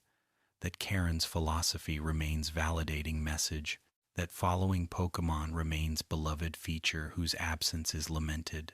that Pokéathlon remains fun diversion, that Battle Tower remains challenging facility, that Pokewalker remains innovative accessory, and that Johto remains special generation, whose contributions shaped franchise, whose legacy endures, whose memories persist, whose impact continues, whose place in history is secure, whose fans remain passionate, whose defense remains vigorous, whose appreciation remains strong, making Johto into generation that earned its place,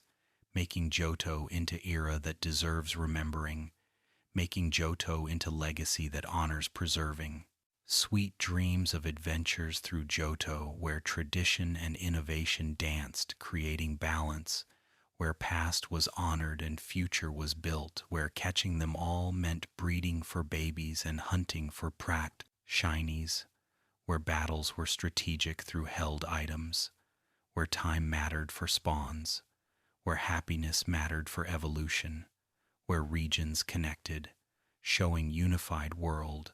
where challenges peaked at Mount Silver, where red waited silently, where level 81 Pikachu proved that bonds transcended stats, where defeating Ultimate Trainer brought no reward except satisfaction, making achievement intrinsic, making victory meaningful, making Johto into generation that understood that games were about experience rather than just about rewards, making Johto into wise generation that knew that journey mattered more than destination, making Johto into thoughtful generation that respected players, making Johto into complete generation that gave everything it had, making Johto into generous generation that content overflowed, making Johto into ambitious generation that dual regions attempted, making Johto into successful generation that ambition achieved, making Johto into legendary generation whose status time validated, making Johto eternal. Good night forever, dear trainers who love Johto. Sleep among memories of region where everything came together. Rest knowing that Johto taught franchise how to make sequels. Dream of catching them all in region that catching meant more. Good night to Chikorita, Cyndaquil, and Totodile. Good night to Entei, Raikou, and Suicune. Good night to Lugia and Ho-Oh. Good night to Lance. Good night to Red. Good night to Johto. The adventure is complete. Sleep eternally among golden memories and silver dreams. Good night.